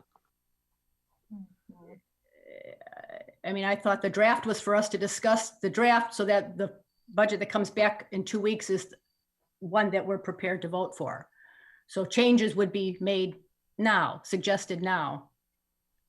But there's no action tonight. Tonight, it's just the discussion part. So next week would be when you need to make your motion. So there'd be action. Well, I would just we can certainly discuss it now. I mean, Sure. there's nothing wrong with that. The question I would have about that is I was looking over the contract prior to this meeting, and I didn't see like a termination clause or an early exit clause. So we would be potentially, I mean, could the police could the city, sue us for not non-payment of an agreed to contract? I was wondering what the legal ramifications were for all that. I think there would be some significant legal complications to that because it is a contract, and we need to be as good as our word. Jennifer, do you want me to handle the communication that we received from Dennis? There was some clarifications that Dennis provided for us about this very issue. And while it is a contract, and yes, they could potentially sue us for breach, there's a few things to point out about that. And one was that since it's an intergovernmental agreement, there is nothing wrong with either party asking to be let out of the agreement. There's no legal ramification for that. I mean, one party asks and the other party can say yes or no. It happens all the time with contracts in organizations at the university and other places, or amendments to contracts are made. That's made all the time with labor unions and other types of work contracts. So the idea of being sued would be a last worst case scenario, I would hope, in our situation, in any situation, but there's nothing wrong with the ask. And in terms of budgeting, because that's what we have to be limited to talking about tonight, if we're looking at serious budget deficits, and this could be a very real thing for us, it is perfectly within our purview to ask that body if we could potentially be released from the clause, make amendments to the agreement because of our budget. I mean, the city of Urbana understands that because they themselves are having budget crunches too. So there's nothing wrong with that. I don't want anybody to think that we're going to try and break a contract illegally, because I don't support that either. That's not the way Urbana should do any business, and it's bad faith personally, but there's nothing wrong with asking. So I just want to make sure people were clear about that. And I think that that's something we should really, I mean, I've said it before to other people on the board, I'm saying it in public, we really do have to be careful about tightening our belts. We've approved the union contract with our teachers, which is fine. Their salaries have gone up. That's fine. That's what we agreed on. But we need to be careful then that nothing else gets affected with building and everything else. And this is as much as anything else on the table that we need to be looking at carefully. And I'm very concerned about the decrease in tax revenues in the coming year and delaying paying for things and paying down our debts. And I just want to make sure that we're looking at things with clear eyes, since everything has changed since March for our district and for the country. So I'd like for you guys to identify where you see this $1.5 million budget shortfall. What I see is a balanced budget. I don't see us discussing budget cuts at all. I'm looking at the adjusted surplus and deficit, the fifth column, which I understand is not the one we submit, but it's the one that takes into account based on the property taxes that Carol is projecting we will get. So it's the fifth column, adjusted surplus, in this case, deficit, and comparing it to that same column last year, which she also provided to us. It does not show, and we're not sitting here discussing a list of budget cuts. No, we're not. But this is very reminiscent in my mind in 2010, when we made $2 million in cuts to the Ed Fund that resulted from a combination of serious economic circumstances, not unlike the ones we face today. 2008 economic crash that lasted many years. No one expects the recession from COVID to change in the next year or 2 or 5. And that resulted in $2 million in education fund cuts, which were painful. This increasing deficit in the education fund, the adjusted surplus or deficit in this case, is very much heading in that direction. It is not a time when we can afford to pay for personnel in our building when we don't even have students in our building, and clearly at a time when we need more teachers, counselors, mental health, and nurses. I mean, it just seems imprudent at the least and irresponsible at worst to think that we can pay for 2 SROs in a building where we don't even have students right now.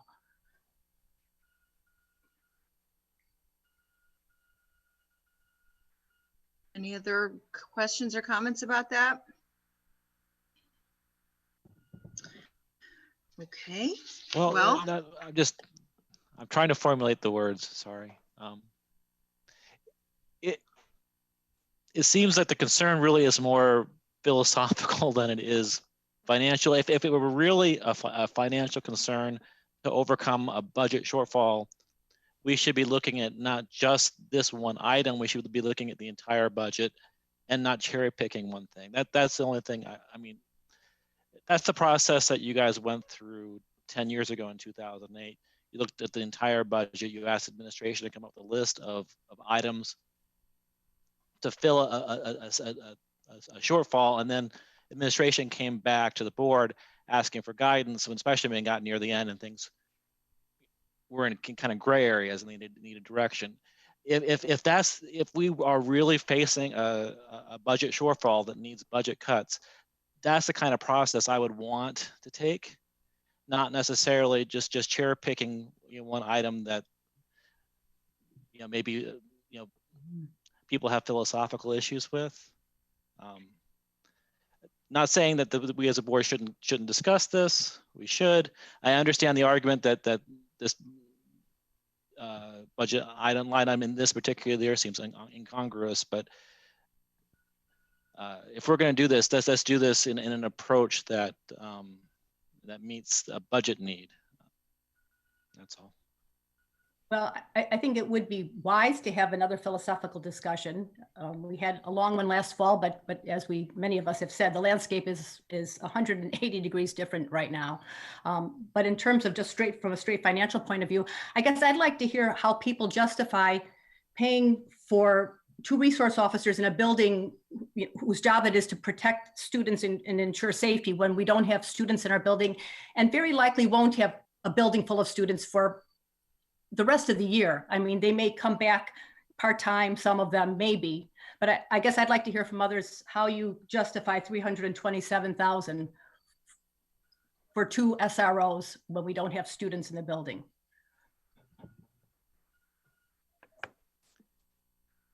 I don't share your viewpoint that schools are going to be closed and students are going to be absent from the building for 1, 2, or 5 years. I sincerely hope that we have students in our building much sooner than that. I see the U of I rather successfully moving forward with blended classrooms and with a combination of online and offline. I see the newspaper reports. I'm not privy to the discussions that our superintendent is having with the university. But I believe that we are working on being able to share their testing protocol, which would make it much easier for us to reopen our schools. So if we're going to have a philosophical discussion about this, last fall was multiple meetings with multiple opportunities for all parts of our public to be involved, all parts of our community, students, staff, parents particularly of junior high, of middle school and high school students. I think it's much more involved than a motion to be put on the floor tonight or a motion to be put on the floor in 2 weeks. For me, it's honestly, if we were talking about entering this contract right now, it would have been, it's a different thing than it was a year ago. I'm not sure if I'd vote the same way, honestly. But when it comes down to it right now, it's about honoring a contract we've signed. Yeah, if the city's willing to let us out of it at this point, that would be a new data point. But it's about honoring your word, and we signed a 2-year agreement, 2.5. But I agree. Anybody else want to chime in? Okay. Well, May I just yes. ask, I mean, it would be really helpful if, I know you've had a conversation with Dennis, if someone could have a conversation with the city. I would be very surprised, following the little bit I do with the city, what the city's going through in terms of cutting because of the unprecedented changes in their budget because of COVID. I would be very surprised, but I would like to have that information if they were unwilling to let us out of our contract, knowing what we're facing, which is very much what they're facing. I mean, they too are facing unprecedented cuts. But is that something, and We're going to disappear. can find that out? Because that's that data point is an important one. It sounds like for a couple board members. But the landscape is a different one than it was last December when we signed that contract. And again, I would be very surprised if the city didn't recognize that because they're going through similar processes. So I guess my question is, can that information be found out before our next meeting? Because it sounds like that would be important to some. Go ahead, John. Peggy, I significantly disagree with your statements that we are facing unprecedented budget cuts. I just don't see it happening. The revenue lines that Carol outlined, the decreases in revenue from property taxes from the state, which is level funding, we expected it to be greater, from food costs, from the real estate taxes, and from the corporate personal, I forget what the long line is. None of those are going to change until the economy changes. And I don't think anyone expects the economy to turn around for quite a few years. So we're going to be living with that. We're assuming the state doesn't experience greater troubles, economic troubles. And I think that's a false assumption. I think the state's going to go through far worse troubles than they're experiencing right now, because it's going to take a long time for the economy to rebound. So we'll be lucky if we have level funding next year, but we were counting on the tiered funding from the evidence-based funding formula. We're not going to get that. We're hoping to hang on to what we have. So things are pointing downwards. Our surpluses are getting smaller and smaller, and in some cases, we're already in deficit spending. It's not a time to add on a new program that we no longer need because we don't have students in our building. Again, if we're having a structural budget deficit, we need to look at the entirety of our budget and try to look at it holistically and figure out where we can make cuts. And we should identify a target for that. Well, what is the idea of the potential for doing something a little bit more specific before our next meeting when we have to take a vote on things? I don't think Carol has specified that we need to go through this process based on the current numbers. Well, I guess my question is justifying the expense for 2 SROs when we don't have students in our building. And yes, John, I hope in 5 years it'll all be back, but I don't think in a year we'll have all our students back. We might have them back for a couple days, but I think we'll be looking at a hybrid for some time to come. And we have many more personnel needs, as been mentioned by many of our speakers, but certainly for teachers, mental health people, and nurses that are far more, take higher precedence, because we have a different economic picture. And I think it is our job to reflect the current reality and the current priorities, which are quite different from last December. So my question is, yeah, I think we need to focus in my proposal is focusing on that line item, which is hard to justify because we don't have students, and to find out if it's possible, what the city would, if the study would consider us getting out of the intergovernmental agreement because of the current reality. If that information could be found out before, because I think that's an important piece of information. Well, before we push them through that, I'll put myself on the line. I am unwilling to take a look at that line item in isolation from the rest of the budget. I think we made a commitment. I want to recall that 2 years ago, we had people screaming at us about the status of our middle school and high school and what was going on in the schools. We had people threatening to leave the district. We had all kinds of things going. Oh, you just got muted, hang on. We had all kinds of input from all aspects of our community. And to be real frank about it, in the last month and a half or 2 months of intense input from some people, I have not heard anything different than what I heard last fall. In the last day or two, I've heard some few different things from some very thoughtful things that Ann wrote tonight, that Ann read tonight. But for the most part, the arguments are the same. And we've not given an opportunity to the parents and students of the high school and the middle school to weigh in on this subject. What we have is input from community members, many of which live in Champaign. We have input from people who live half a world away, who were part of our community, but don't know what's going on in our schools today. And what's going on in our community today. And so I think it is, the city made a commitment. They hired people. We hired people. I don't want to forget that we put well over $1 million into exactly the type of professionals that are trauma-based and clinical professionals and so forth. We did that first. Then we made some other changes that caused our school to become less than attractive. Let's be honest about it. And to all kinds of people in this community, from all parts of this community, who were all talking to us about this, not just my ward, not just my part of the community, not just, I freely admit I'm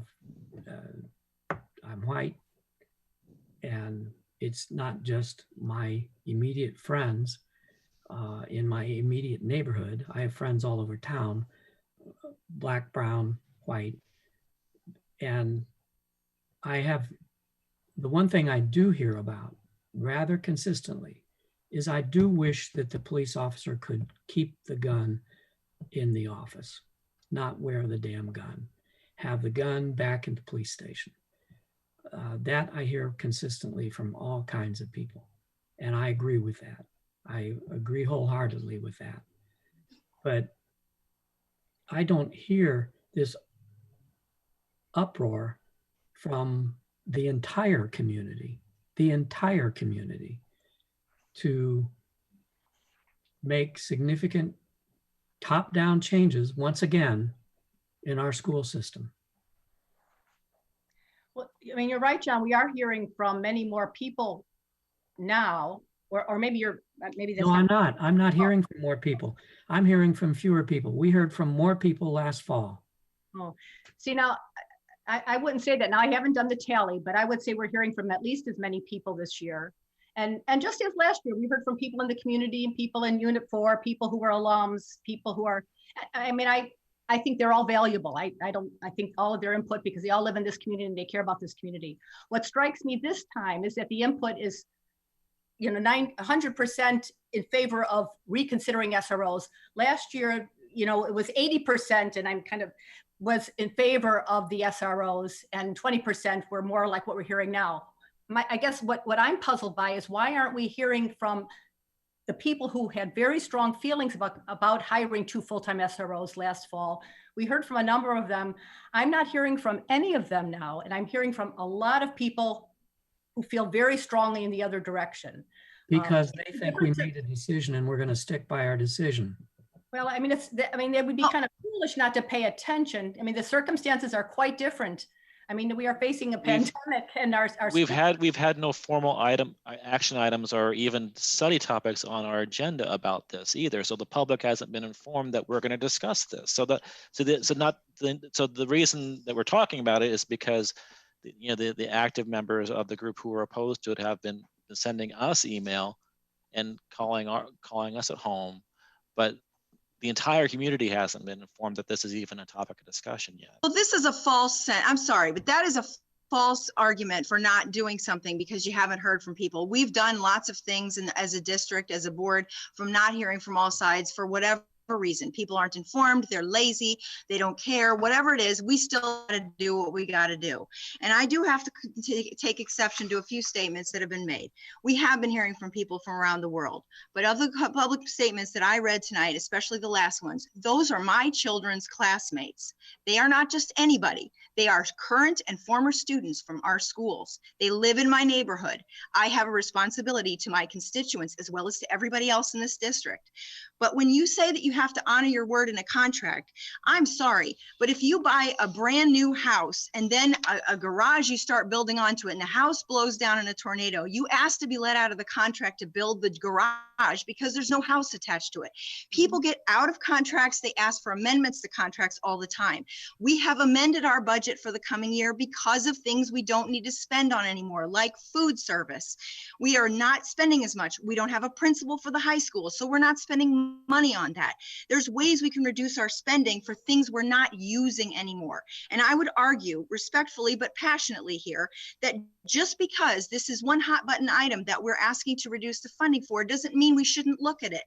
We're not paying for things we're not using this year because of COVID. This is one of them. So let's talk about it next time around. And I respectfully request that we keep this issue on the table for next meeting. Yeah, I respectfully ask that we poll the board and find out if there's any interest on the board for doing so. I don't mean to throw the baby out with the bathwater, but there's nothing wrong with asking for amendments to things. And I'm sure that even if it were down to reducing the amount that we spent in this intergovernmental agreement because we want to reduce our staff because we don't have students in the school, that could be something else we could ask the police for. If you don't want to break the agreement altogether because of money or whatever reason, I understand that. It is about honor and about your word. But I would think that the other side of this agreement would be very welcome to listening to us and our current situation. The reason why we accepted this responsibility last year was not because of the climate change. The city wanted us to pay for something they'd provided free. They wanted to shift their costs to our budget because they were experiencing budget shortfalls. That is a money item that we are all hurting for now. And that's one of the main reasons driving why we have full-time SROs in the schools, not because we thought that our students were in grave danger. Some people still think that, but because the city wanted us to pay their bills now. I'm sorry, but I remember that very clearly, and that always disturbed me, that they wanted us to pay for their police officers. And I still want to talk about this next time around. I will be quiet and let everybody else speak. I guess while people are thinking about how they want to poll, I think that's wise to poll. I think the public deserves to know where we're at because this means a lot to lots of people. But I just want to push back a little bit about parents not knowing. All the people who contact us and they're not, I mean, you're kind of painting them on as if they're all one person. They all found out what we were talking about. They all read the budget. They all knew what, they've been reading things in the paper and Smile Politely and elsewhere. They all knew that SROs was something we're talking about. The people who felt strongly about the presence of SROs last fall, I have a hard time believing some of them don't know that we're talking about eliminating them. And why aren't we hearing from them? And I guess the other thing I just have to say, John, when you said that you are opposed to police officers wearing guns, I had strongly asked Chief Seraphim if that was something that we could ask them to be be plainclothes, and I got no support for that. So I wish you had had that revelation last year, because I agree. If we have to have SROs being unarmed, we heard from several students about how much of a trigger that is. I believe I stated it last year, but you're right. Chief Seraphim was vehement. But I don't think it was his call. I think people said, I will support what Chief Seraphim wants. It was our call as the board, since we were doing the hiring, and we didn't get enough support to push back on that. I mean, we were hiring them, not the other way around. But I do support the idea of getting a poll, because I think people need to know where our board sits on this. And then if people in the public who feel very strongly about keeping SROs, then they will speak out. But again, I have not heard from any of them. Our schools are different this year. We have different priorities, different crises to address. It's entirely possible people are feeling differently about what they want their school to spend resources on. That's how I'm reading it, and I agree with that.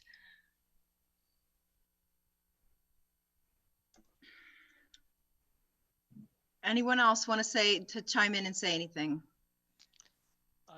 I think it's a discussion worth having. It's even outside the context of budget, if that's what we want to reconsider. But I think we need to fully investigate all the ramifications of the decision in either way. The other bit is, it wasn't that these even individuals we've hired were armed guards, patrolling our hallways. They actually served a purpose. And if you remember right, the clinical professional we happened to have here from the middle school on October 1st, came in and told us that the hire at the middle school was a crucial member of her team, interconnecting students to services in the community to support them. So if we're going to move away from this, I want to have that as part of the discussion as well. Because the last time we came in and kind of made a top-down change in the structure of our middle school and high school, it didn't really work out well. So I would like to have, if we're moving away from this, if we want to move away from this as a goal, to have like input come from building administrators on how to move, what it would look like, what a building would look like without this, and how it would be structured, instead of just saying, okay, we're going to make this change and you deal with it. So I want to have a very comprehensive discussion on this, and it's going to take more than one meeting. I think this is important enough that it should. But we've got to prove that we need to prove the budget, I think, next. Yep, and that's fine. And I think we should put this on an agenda item for a future meeting. And we should do a lot of research, and we should talk to a lot of community members about this, because Peggy is right. This is a different world we're living in right now. And I know that we heard from a lot of support staff last year who were very much in favor. I don't know what they think about things now that COVID's hit. I don't know what remote learning what kind of impact that's had on their jobs. And I'm very interested to hear from them and how the students are coping. And everything that's been happening with protesting going on, it's not germane to this discussion now, but that has changed our world. And this is something that I think is important enough that we do need to talk about in a future date, and probably for several meetings. And there's nothing wrong, absolutely nothing wrong with asking. I tell my own children this all the time. What's the worst that can happen? You get told no. And I think there's nothing wrong at all with asking the other people on the other side of this agreement what they think about such a thing. And I'd be willing to ask that question myself personally. So I think with that said, unless we have further communication or discussion about the actual budget itself, since we're trying to stay on the agenda here. Ruth Ann is trying to get in. I'm sorry, Ruth Ann, I beg your pardon. Well, am I muted or unmuted? That's the You're- whole thing. You're good. I'm good.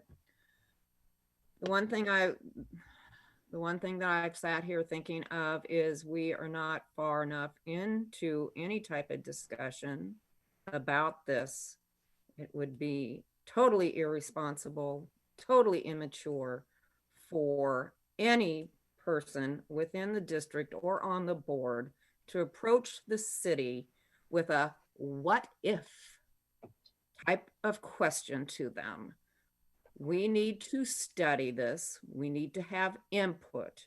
And the 7 of us, and a majority of the 7 of us, will be the ones that will approach the city about any type of changes that we might feel are needed for the contract. And that's where I'm at with that one particular thing right now. We, last fall, just started a contract. And the beginning, or actually the end of winter, beginning of spring, we were hit with a worldwide pandemic that none of us have lived through before. Optimist, pessimist, how soon we get out of this, we don't know. We're not going to know. It's all a work in progress. So we move on day to day, doing what we know is best for our district. But cooler heads need to prevail so we can discuss this and do it correctly. When we have done budget cuts, we've done them after, correct me where I'm wrong, we've done them after we have had to approve a budget in order to go on with the daily doings of how we're spending our money. We've done it a couple of times. We've done them for months on end. Back in the day, I've been through several of them. They're not fun and they're not fast because we are asking more than just the 7 of us what we would like to do with our district and our taxpayers' money. We've been getting hit with more negative and against the SROs than we have with very, very few positive ones.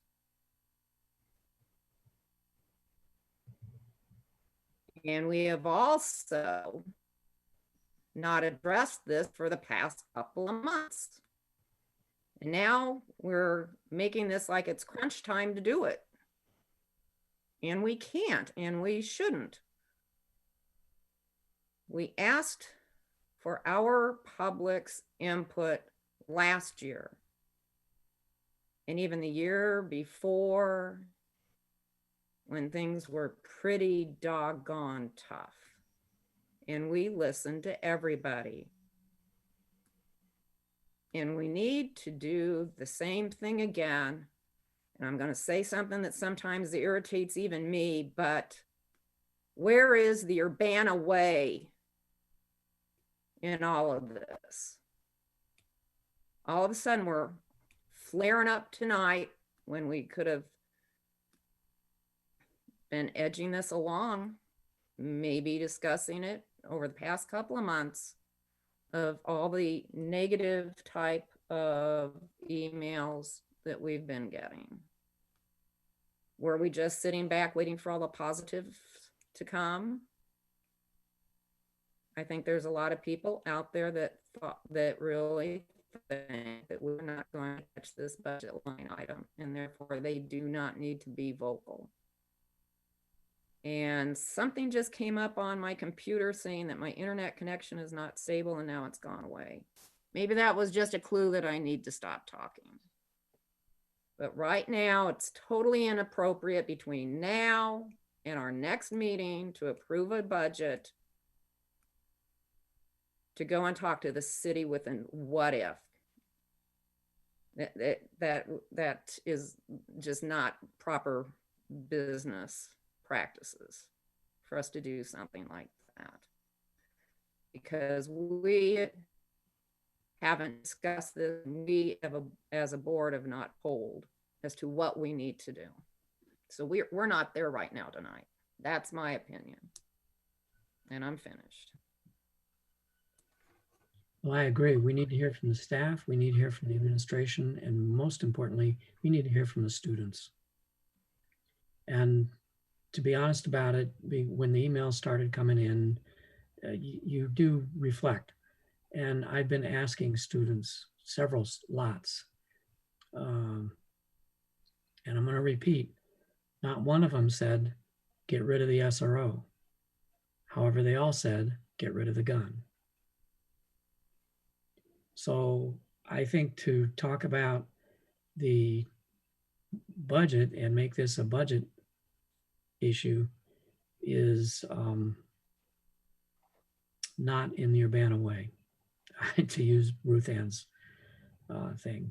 We need to hear from our entire community, and in particular, we need to hear from our secondary community, the families that have children in our secondary schools, the faculty that's in our secondary schools, the administration that's in our secondary schools, our superintendent. We've not heard from our superintendent. And to answer some things, which is really for a later discussion, is we've been asked to talk about things of police reform, you know, and certain demands are being made of us. But let's take a look.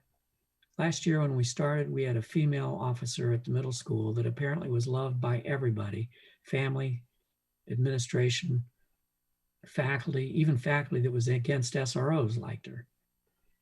This year, and they had to hire somebody for the high school who hasn't really been on the job when we've had students, is on the job now, but hasn't been available for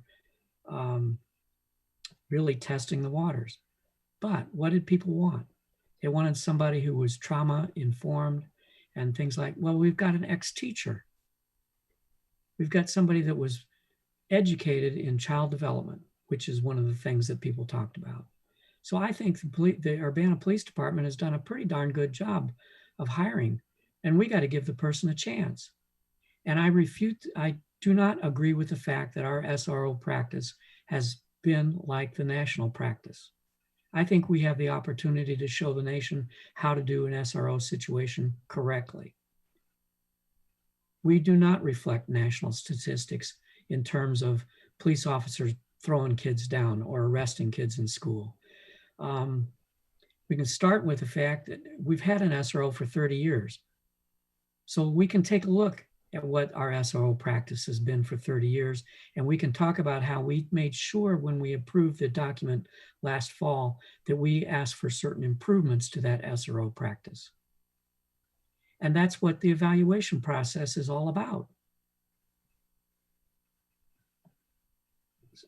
If we had immediate budget issues where we were in desperate need of trying to cut millions, a million or hundreds of thousands of dollars out of the budget, I'd be talking something different, because you all know I'm a budget conservative. But I don't see that was where we are today. If we want to talk about adding money, we've also been criticized for adding money to the SRO versus into everything else. What do you think the huge increases? Take a look at the budget stuff tonight and about the level of increases that went to our teaching staff. Well, a lot of that was because we were not meeting the market. We couldn't hire the type of teachers that we're being asked to hire, of color and different cultural backgrounds, and without raising. So we put a lot of money into that doesn't show up as something more than a 3% increase. But there's a 7% salary increase in there for starting teachers. And that's what we need to do in order to attract the type of teaching staff that we're talking about. Otherwise, we can sit here and whistle Dixie all night long, and we're not going to change our teaching staff. So I think we've done things that we've been asked to do. A lot of the people that are against SROs are asking us to do certain things. And I can look at what they're asking us to do, and they are all things we should do. And I think we're in the process of doing nearly all of that. We've brought positive PBIS in. We brought, the stroke's getting high. Restorative practices. Thank you. My stroke is bothering me. We have restorative practice consultants that are active in our schools. We had restorative practice practitioners in our schools that we summarily dismissed a couple of years ago with an ill-fated decision. And we've got to get back to that. And we're getting back to that. That's what's happening in our schools. So we're doing what we're being asked to do. But we do have a lot of staff that's involved in that effort that has asked us to keep the SROs in place because they complete the team and allow us to make the best use of our restorative practice folks. So to me, I couldn't agree more that we can't make this decision in 2 weeks. We can't make this decision in 2 months. We didn't make the decision in 2 months the last time. We took 3 to 4 months of very, very, very long meetings with lots of public input. And if we're going to go back and review that decision, we need to do the same process over again, because I think it was Ruth Ann that said it. People that think we made a decision last fall and they're counting on us to carry forward that decision. If they find out we're not going to follow through on that decision, then we will hear from them. And we'll hear from some of them in verbal talk, and we'll hear from others by their feet leaving the district. Because we had a crisis on our hands. We all know that. We had a crisis of confidence in this district. And if we can't stick to our decisions and stick to our plans, we're going to have another crisis in confidence. Well, I guess to that, John, I'd say we have a different crisis today that the pandemic has presented us with. And what we're talking about in this budget is amending it to reflect things we don't need right now. And we don't have students. It's hard to justify $320,000 for SROs. There isn't a single educator who hasn't told us that, thank you for the mental health supports we have, but we need more counselors, we need more social workers. Many people have asked for nurses. Every teacher I talked to said we need smaller class sizes. So we have serious personnel needs that $320,000 could go to. And I guess I would invite people who are listening, if you feel strongly about keeping the SROs in this budget, please contact me. I haven't heard from you, and I would very much like to hear from you. I can only assume that you recognize that we are in a different world today than we were last year, and that paying for SROs doesn't make any sense. You'd rather see those dollars used for remote learning, mental health supports, nurses, the kinds of things that are priorities right now. Unless I hear otherwise, I've heard from upwards of 100 people now, not a single person has said the SROs are still important. So I will next week or next meeting propose that we amend the contract to reflect things we no longer need. And for me, that is the line item for the SROs. I just want to add one thing, and I know this is a board discussion, but I feel like it's relevant. We have hired new nurses. Todd, did we hire 3 or 2? I know we have one at every building now. We had a couple buildings. We've hired a couple of new nurses and expanded time of other nurses to make sure we had coverage for times when kids are there for the remote learning part of the day. Yes. And we have continued to employ those nurses even when we've gone fully remote. And if I could just say quickly, we also have 3 open clinical professional positions. So if anybody out there knows licensed clinical social workers, school social workers, licensed psychologists, or licensed professional clinical counselors that are looking for positions, we would love to interview you. And those positions have been posted since June, and we've just not had the hiring pool. You've tried to do interviews, and we just not found the people. So we're still looking, but yes, we would love to hire more mental health support.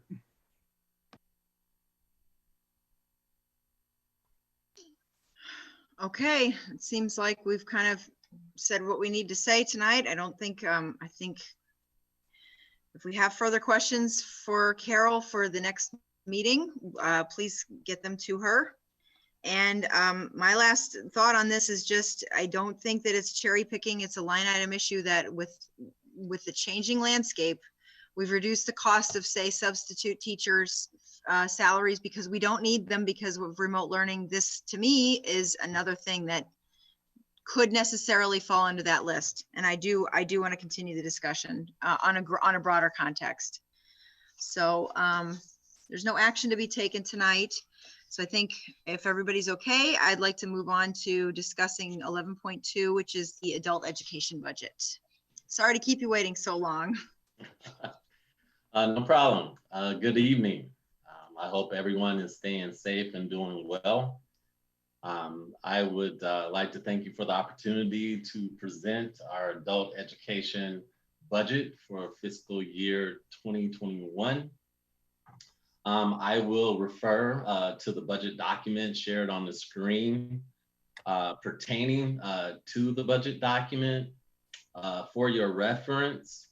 Alongside the FY21 budget that I am presenting, this year I have added the FY20 budget and variances as a point of comparison, which are located in the last two columns to the right of the budget page.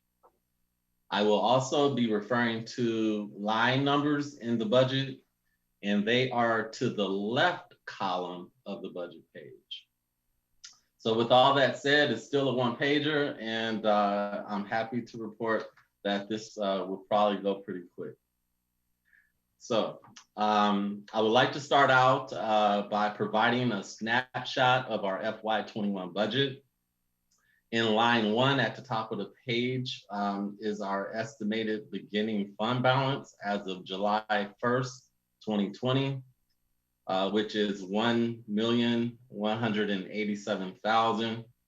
Our projected total revenue for the year in line 16 is $886,000, and our projected total expenses in line 22 are $895,000. For a projected budget deficit in line 23 of $8,500 for the year. Our ending fund balance in line 24 at the bottom of the page is calculated by simply taking the deficit out of the beginning fund balance, which is projected at $1,179,000. Now I would like to discuss some of the revenues in lines 2 through 16. Scroll up. Beginning with the Illinois Community College Board, referred to as ICCB in line number 2. We have 3 ICCB grants, which together provide approximately $491,000, which is a slight decrease of $10,000 or 2% from FY20. Line number 3 is our Workforce Innovation and Opportunity Grant that provides funding for program support for out-of-school youth ages 16 through 24. We have a $7,800 decrease in revenue this year, mainly because we have budgeted a greater proportion of the total grant for student incentives. And those incentives are paid directly to the student from the grantor.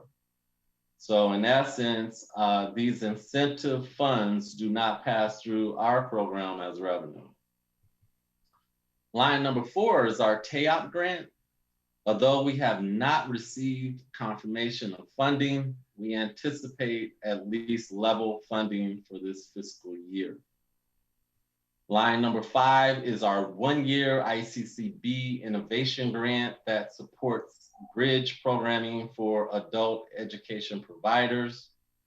Last year, we used the grant to support a pre-certified nursing assistant class where we worked with English language learners and other students that had an interest in entering into the medical field.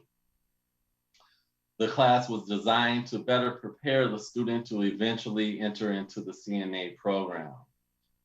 Because it was a one-year grant, I did not budget anything this year. However, the RFP for this grant recently came out and we do plan to apply.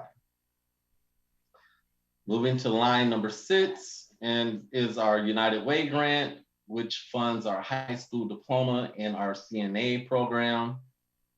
The grant revenue is actually up $6,500 for the fiscal year.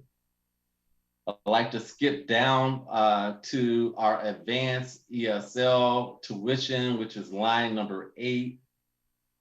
The line is down by $4,900 because in FY20, we had budgeted for 2 advanced ESL classes, but we only offered 1 class in the fiscal year. And we will only offer, or we plan to only offer 1 class for this fiscal year.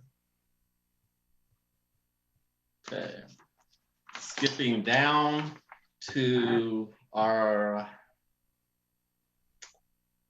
line number 12, the Secretary of State's grant.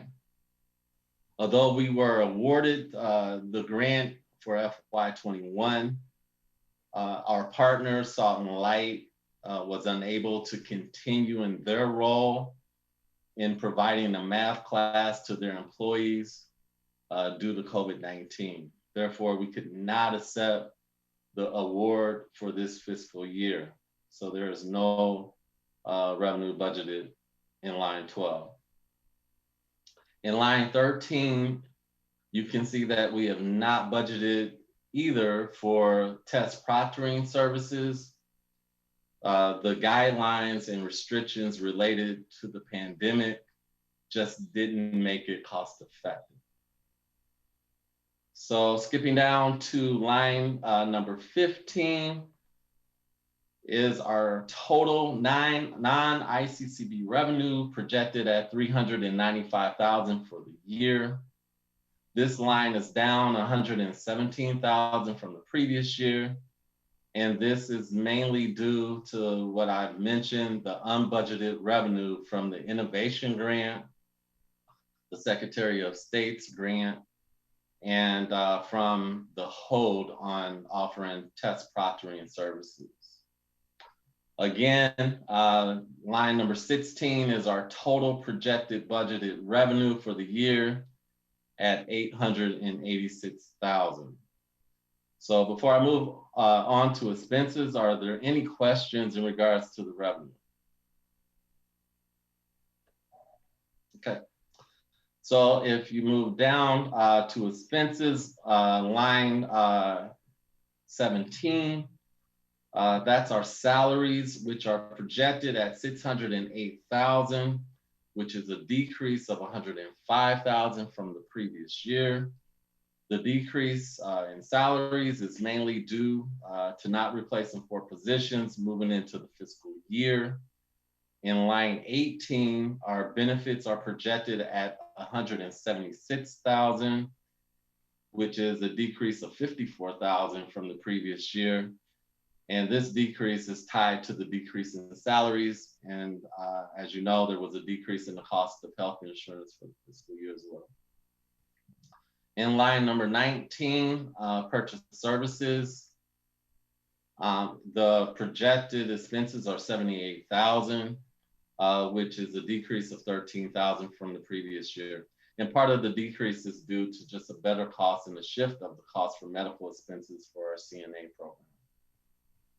Line number 20 is supplies and materials, projected at $32,000. And you can see that amount is level from the previous year.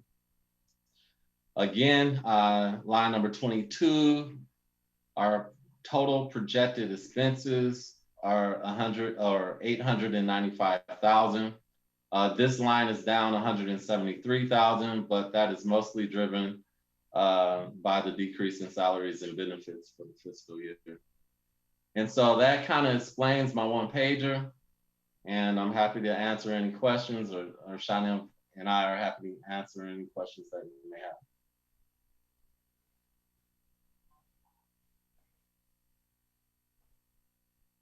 It's not working. Board members, go ahead.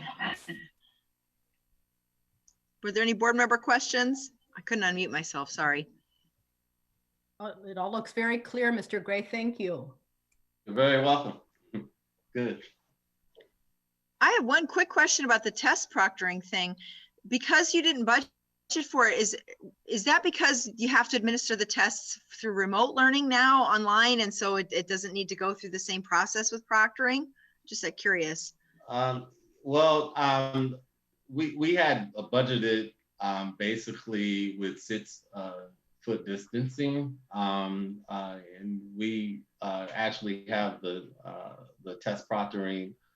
We conduct those tests in our computer lab, and when I did a cost analysis of it, I realized that the number of students that we could accommodate doesn't pay for the personnel that comes along with offering the services. And so with our budget being tight this year, and so many unknowns in terms of the pandemic, we just thought it would be better to hold off.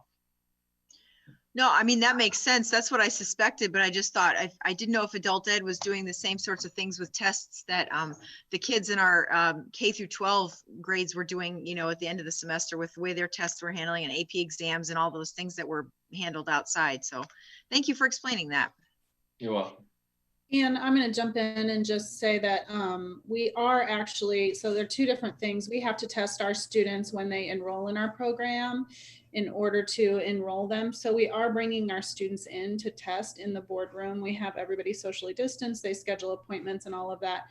The test proctoring was actually a contract or an agreement we had where community members would come in on Saturdays and test for, like, the TOEFL test if they were trying to get into certain programs at the U of I or Parkland, and then the PAN-PSI test for postal service and other government jobs, TSA, things like that, on Friday afternoons. And so, as Marcella said, when we did the cost analysis, it didn't make sense to continue doing that because we couldn't have as many people coming in. Our revenue from it wouldn't be that much more than what we were going to have to expense in order to make it work. But in terms of our students, just to make it clear, we are having students come in to do the test. That's required by ICCB, but the rest of the time, the students are remote learning. I couldn't unmute myself. Thank you very much. I did not know that you had people coming in at the weekends to help out with that. So thanks. You explained something to me. And thank you again for the budget discussion. Does anybody have any last questions before we move on? Okay. Thank you again, Mr. Gray and Shauna. Very welcome. Good night. Thanks for staying in with us. Absolutely. Okay, moving on to 11.3. Thank you also, Randy, for sticking with us. We have our Randy Ashman, our Director of Facilities and Services, presenting our summer facilities update. Hi, good evening, everybody. Other than the COVID and the COVID-related delays, facilities had a pretty good summer, taking on almost $900,000 worth of projects. Was a bit much for this crazy year. But with our staff, we were able to get a lot of it accomplished throughout the district. In addition to the regular summer projects we typically do, I really wanted to concentrate on cleaning our school restrooms much deeper than ever, and do a lot more painting than we typically do. This year we went through almost 200 gallons of paint, which is quite a bit of paint.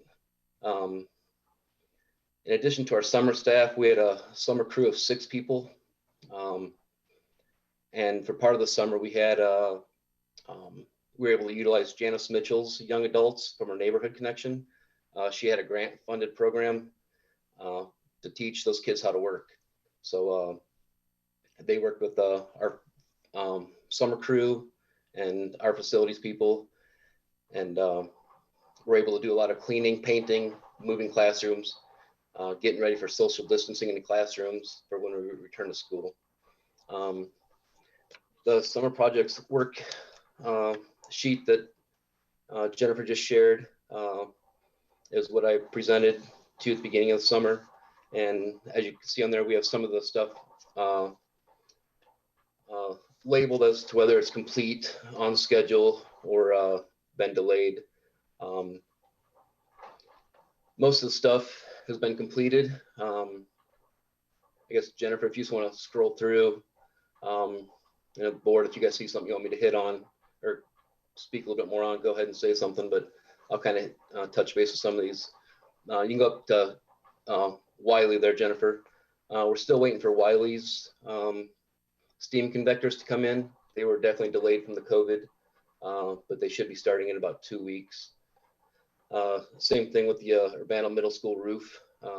Just COVID kind of put the materials behind, but they are actually starting tomorrow, removing a rock from the roof, and then they'll be doing everything else. The carpet and stair treads for the middle school are scheduled for next week. Let's see. The tuck pointing to the building was done. Marty Kirby and his crew did a great job on that. You can scroll up, Jennifer.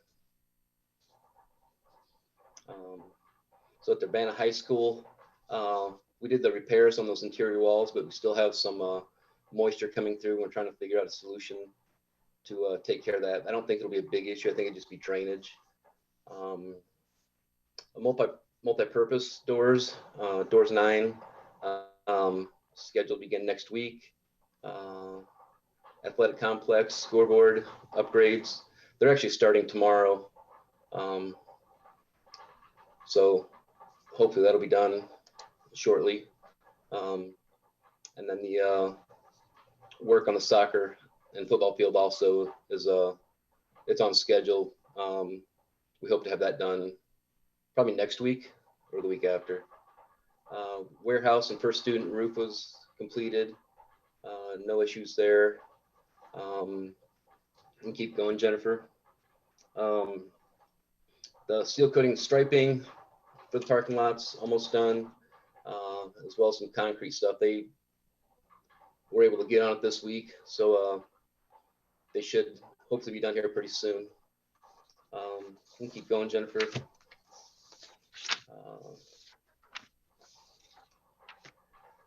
Yeah, so here, besides COVID, we had a few other unforeseen projects pop up that require immediate attention. East deck, we had some water damage. Cost is unknown at this time. It's going to depend on how much asbestos removal we have to do, and if we want to put the amount of money into it to actually tear out the floor or part of the floor and replace it, or just replace the section that's damaged. Right now, it's probably the way I'm looking at it is if they're able just to repair the corner that's damaged. That's what I'd like to see done. At the high school, that little wall that hides the trash compactor there by door 10 is deteriorating and starting to lean. This has just kind of started over the last 2-3 weeks, probably, the leaning part. We were hoping to get by with just some tuck pointing, but everybody's recommended that the wall come completely down because the bottom 2 or 3 layers of bricks have actually deteriorated and they're about gone. Another big one that popped up is the aquatic center roof. The membrane has delaminated from the ISO board, and there's no way to reattach that membrane. You can't just go in there and like squirt glue and hold it down because the glue will not stick to the raw ISO board material. Right now we have Advanced Roofing put a 40 or 50 sandbags on the roof to help hold it down, and they are not doing their job. It's still floating up for some reason, but they are going to add some additional sandbags to that for now. But the roof definitely needs replaced, and that you're looking at you can see there about $140,000 to take care of that roof. The big one that just kind of popped up was for Leal. Wanted to bring this to you guys' attention, that we need to replace the 2 failed compressors on our big chiller. And will be about a $70,000 cost. Chiller 1, our smaller chiller, isn't far behind. And they also recommend it to be done as well. Both chillers are currently approaching their expected life expectancy of 20 years. They were put in 2001, so it makes them at 19 years old. Over the years, the chillers have had an increased cost of maintenance to parts as they begin to age and wear and also become obsolete. I'm providing you with information to repair the current chiller by replacing the failing compressors, but strongly recommend that Urbana schools use these funds to replace both existing chillers as the unit approaches the end of its life. Both compressors, replacement cost is $140,000 for the 2 chillers, and the complete replacement would be about $345,000. You'd also have engineering and architectural fees on that, which is typically about 10%. The company I talked to said that they expected us to have enough energy savings in 5 to 6 years to offset the cost from our older units we have on the roof. Additional savings would be, currently we have a service maintenance contract for this building alone is over $25,000 a year. And with the 10-year warranty we get on the replacement chillers, that alone would be a $250,000 savings. And typically with an install like this, Ameren would, at the completion of this project, would typically give you some sort of a rebate as well. I guess that's the end of my bad news. Do you guys have any questions?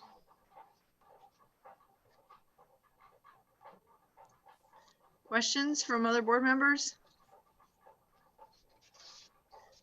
You say that the chillers, it's kind of an ASAP thing. I mean, is it something that would stop if people were back in the building, if teaching was happening, would it displace students who were there already? Possibly. I don't think the smaller unit would be able to keep up with the chilling of the building if it was to get very, too warm. So it could be an issue. They are able to, with students being out of the building now, if we were to move pretty quick on this, we could be looking at a December install for this project. And they can do it with the kids in the building.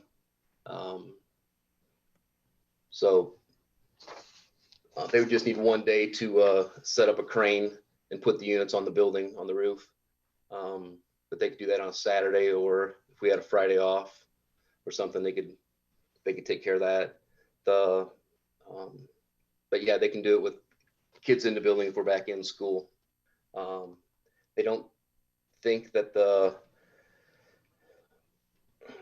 just using one chiller isn't a very good idea, because it's going to put a lot of wear and tear on it, and then that one could possibly just go completely down. Then it would be without anything at all. Randy, are we being pound wise and dollar foolish or whatever it is? I mean, 20 years old, that doesn't seem to be. I understand the energy efficiency improvements happen over 20 years, but are there chillers out there that have a longer lifespan than just 20 years? It didn't sound like it. Before I even started this, I remember Oda even talking about those. I know one of his concerns coming up was the middle school one as well. It's also 20 years old. So, I mean, he was talking about it, like 3 years ago. So, I mean, he was in contact with Johnson Controls, discussing it back then. So, as far as I know, 20 years is the life expectancy of them. Okay. So this, to be clear, this is something that you didn't see that coming up, but would we need to to take a vote on this kind of money in the next upcoming meetings? Or when do we need to make a decision on this? Carol, would they? Yeah. Well, what I was going to say is that we're going to add some of these, the last items on the list there, we're going to add those into the budget for next approval on the 15th. So the board will be approving them as part of the 2021 budget. Just like the other items on this list that you approved in the springtime.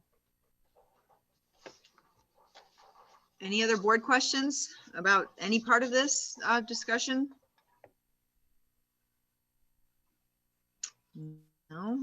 Okay. Well, I guess it's been a productive summer. At least we can say that.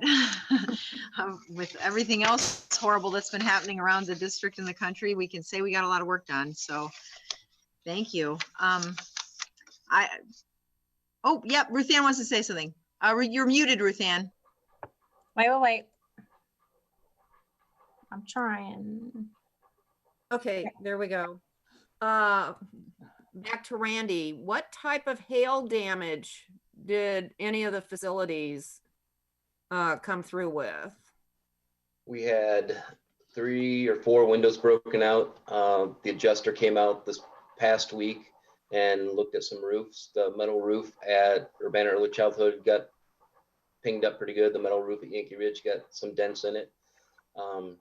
He didn't know if it was worth other than aesthetics to replace it, and he didn't know if they would even cover that. So our next building's no more metal roofs. We had 3 window unit air conditioners get damaged really good. Our facilities air conditioner got damaged pretty good. And they also looked at some units on top of Yankee Ridge and DPW, early childhood, and the high school. So I haven't heard back from what they're going to say about those, but most of them are just damage to the fins on them. But I guess if you lose 60% of the fins, I guess the unit's not operating correctly, and so we'll see what they say when they come back, hopefully soon. What did I say? Did I mention we had 9 trucks damaged too? I was going to say we had I lots of was going vehicles. to ask. Yeah, I was going to ask.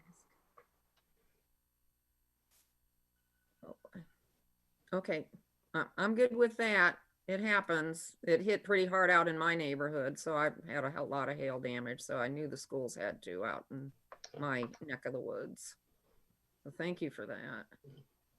Of course, most of that type of stuff is going to be covered under any type of insurance and so on. So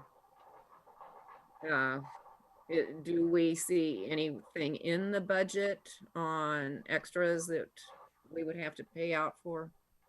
We're sitting pretty good with all that. Okay. Yeah, we've already received the checks on the trucks that we've lost. So yeah, insurance is covering that. Okay, good. Thank you. That's very good to know.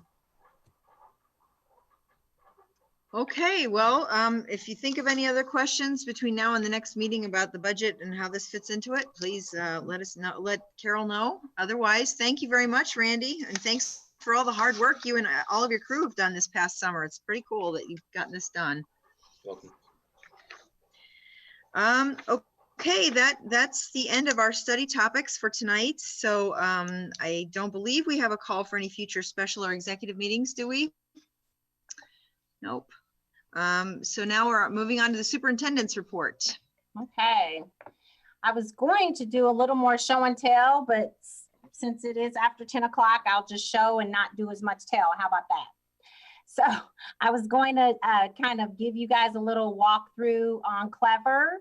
This is my son's Clever page. So this isn't just for the board. This is also for people who are watching on UPTV and Facebook, and people just interested and curious, and parents that are just trying to figure this out. So I'd encourage you to go into your child's Clever page. You should have received a link or a special link, you know, for your students, so you can go in and walk around in here and play around. So this is my son's Jordan's page, but I'm not going to do the telling part. I'm just going to show, since for time. This is another really our technology, Omari Thomas and Christina Lewandowski have been working on our remote learning pieces for our parents and staff. So this is our parent support tech hub. So all parents have this link, and there are a lot of tutorials here. I was going to click in a few of these. If you look at, here's a bigger version of it. So this is for students, teachers, parents, anything that you'd like to learn about your Chromebook, about Google Drive, how to use Google Classroom. We're using something called Jamboard. So this is another really great resource that we've been sharing with families and students. A lot of our teachers are using this as a way for them to navigate some of the new remote learning resources that are available to them now. This next little technology, this is our new principal at Thomas Paine. I don't know if you guys have met Mr. Majors. So one of the things that we've asked our elementary principals to do is to have a daily morning message. So this was his morning message for his students. I'm not going to play the whole thing. Good morning, Thomas Paine Tigers. Today is Wednesday, August 26th, 2020, and welcome to the beginning of the 2020 school year. I'll let it play so you can. I'm Mr. Majors, your principal. All right, so this is Mr. Majors. So every morning, Mr. Majors and several of our elementary principals, this is called Flipgrid. So this is something that we've been using, staff have been using, administrators clearly are using it, and students are using Flipgrid as a remote learning resource. My son is in Spanish 7-8 and he records himself, and that's one of the ways that our students are communicating during the foreign language classes, so they can hear the language being spoken back and forth. So this is another one of those technology resources. I would play it further, but I just wanted you to get a little sense of it.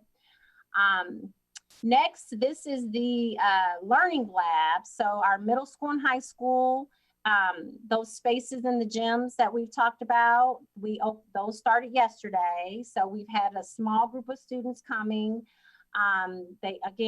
Yesterday was the first day they were able to come. So this is the flyer. This is the middle school flyer. We're making a kind of personalized flyer for every building. So middle school and high school started us off. When students come, they can get assistance with their Google. One of the main things we saw, like a couple of students at the high school yesterday, was they didn't have their logins and needed to reset their passwords, and there were tech people there available to help them do that. This is just, we're getting this started at the elementary level. So right now, middle school and high school have done it now 2 days. We've been working with MTD to make sure we're getting the routes around so the students can get on the buses. A lot of the support staff at both buildings have been calling parents, have been checking in on Wi-Fi accessibility. And inviting students to join these spaces. So we're kind of starting off small and going to project up and hopefully have more students in those spaces. Elementary, as we talked about, we're going to start inviting 3rd, 4th, and 5th graders. But again, that is a little trickier because the elementary students will require first student. So we'll have to work on bus routes. So that will take a little bit longer to get started. MTD was very flexible and worked with me and the other and the administrators on making sure we had dedicated routes to go through and pick up our students to get them to the middle school and high school for the synchronous learning time. So I just wanted you to see that and give you a little update on that. I know we've talked about meals, but again, I don't know, Carol, do you want me to talk about this? Do you want to share how we've changed what we're doing with meals this year? I know the board gets a lot of the announcements, but I don't know if you want to say it publicly or I can. It's up to you. Basically, we're doing what we did through the summer, but we've expanded our sites. We're doing drive-ups at all of the schools instead of just the 4 schools like we did over the summer. And we were required up until yesterday, we were having to keep track of every student that we were feeding, but with a waiver just got extended by the USDA just yesterday that is allowing us to continue our summer food service option that we had all summer long, just being able to do tallies, which will make the job a lot easier for our people that are working the schools. And we're also distributing at 7 of the trailer parks. every day. We're doing a Tuesday, Thursday distribution instead of every day of the week.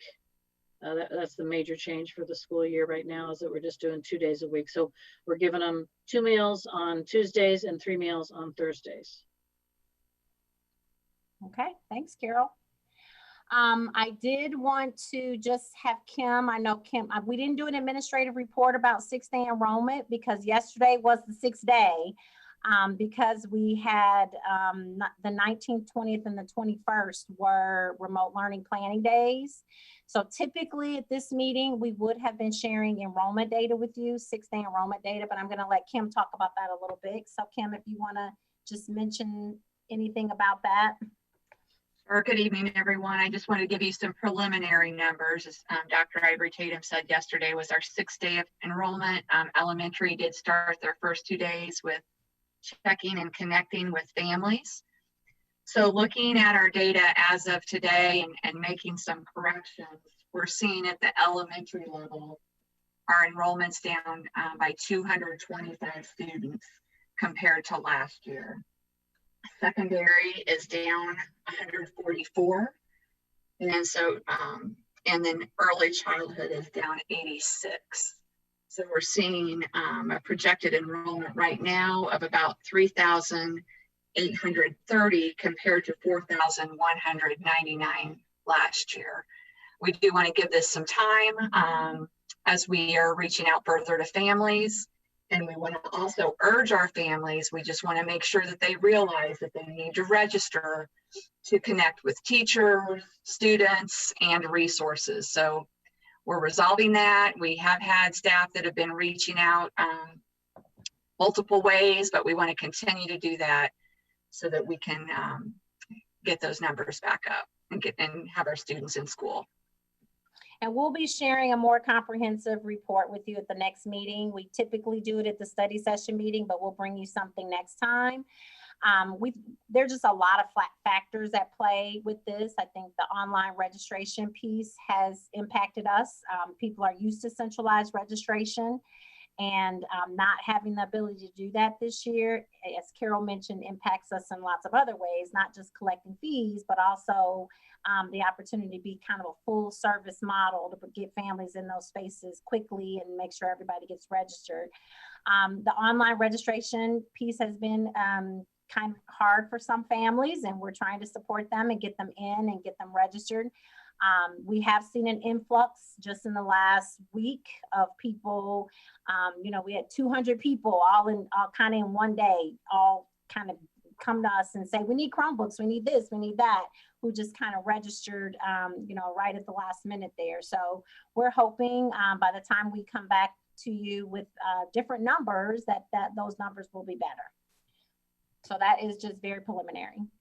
I did want to give a shout out to, I don't know if you guys saw this in Sunday's paper. This is Jeremiah Hamilton, a senior this year, who was one of 6 of the class of 2021 students highlighted, and just sharing his, you know, very brave, sharing his thoughts about remote learning and, you know, how he's the oldest in the family, getting his schoolwork done while also helping his siblings and, you know, while both of his parents work. So if you missed that story, I encourage you to go on and read about one of our high school seniors who is getting it done with remote learning. And so we plan through the superintendent report and on our website to, we've already put this out to staff and to administrators to start highlighting more of the tools and strategies and just successes around remote learning as they happen throughout the next few weeks. So hopefully you'll be seeing more.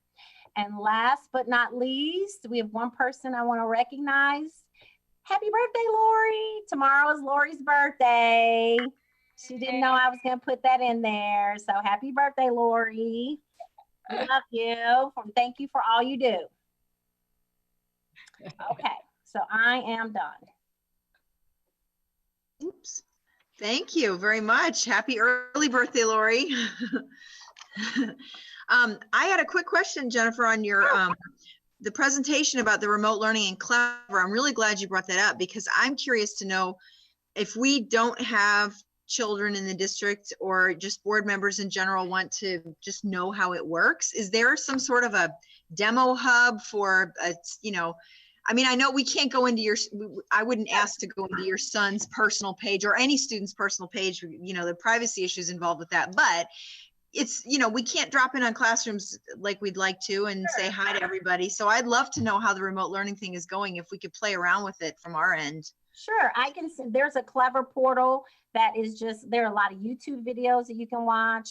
There's something called Clever Academy, and we can send you the links where you can just go in and start playing around with it and exploring within the portal. And you can see that when I pulled up Jordan's, there's so many apps in there, and it's aligned to the things that they're using at the high school. So it'll look different at every level. So, the elementary portal looks different because they're using different apps. We are working on getting our subs trained and giving them that basic Google certification so they can be a real instructional sub when needed, and they can navigate inside Clever and inside Google as well. So great, thank you. I'll share those with you. Yeah, I'd love to see that, and just to know what a day in the life of a student at the different schools goes. That sounds interesting. Can I just ask Jennifer a question? Jennifer, do you know how many students you expect to participate in the learning labs in the elementary schools? I mean, I presume they had to let you know if they intend to be present. So we're just starting to recruit at the elementary level, Peggy. So our focus was getting middle school and high school started first. Okay. Because the elementary, they have those 2 days of conferences, and that first week was really just kind of getting to know their Chromebooks and getting to know the teacher through some of those login experiences. So the focus was middle and high, and then now we're going to be working with elementary principals so they can start kind of nominating or inviting students in 3rd, 4th, and 5th to come.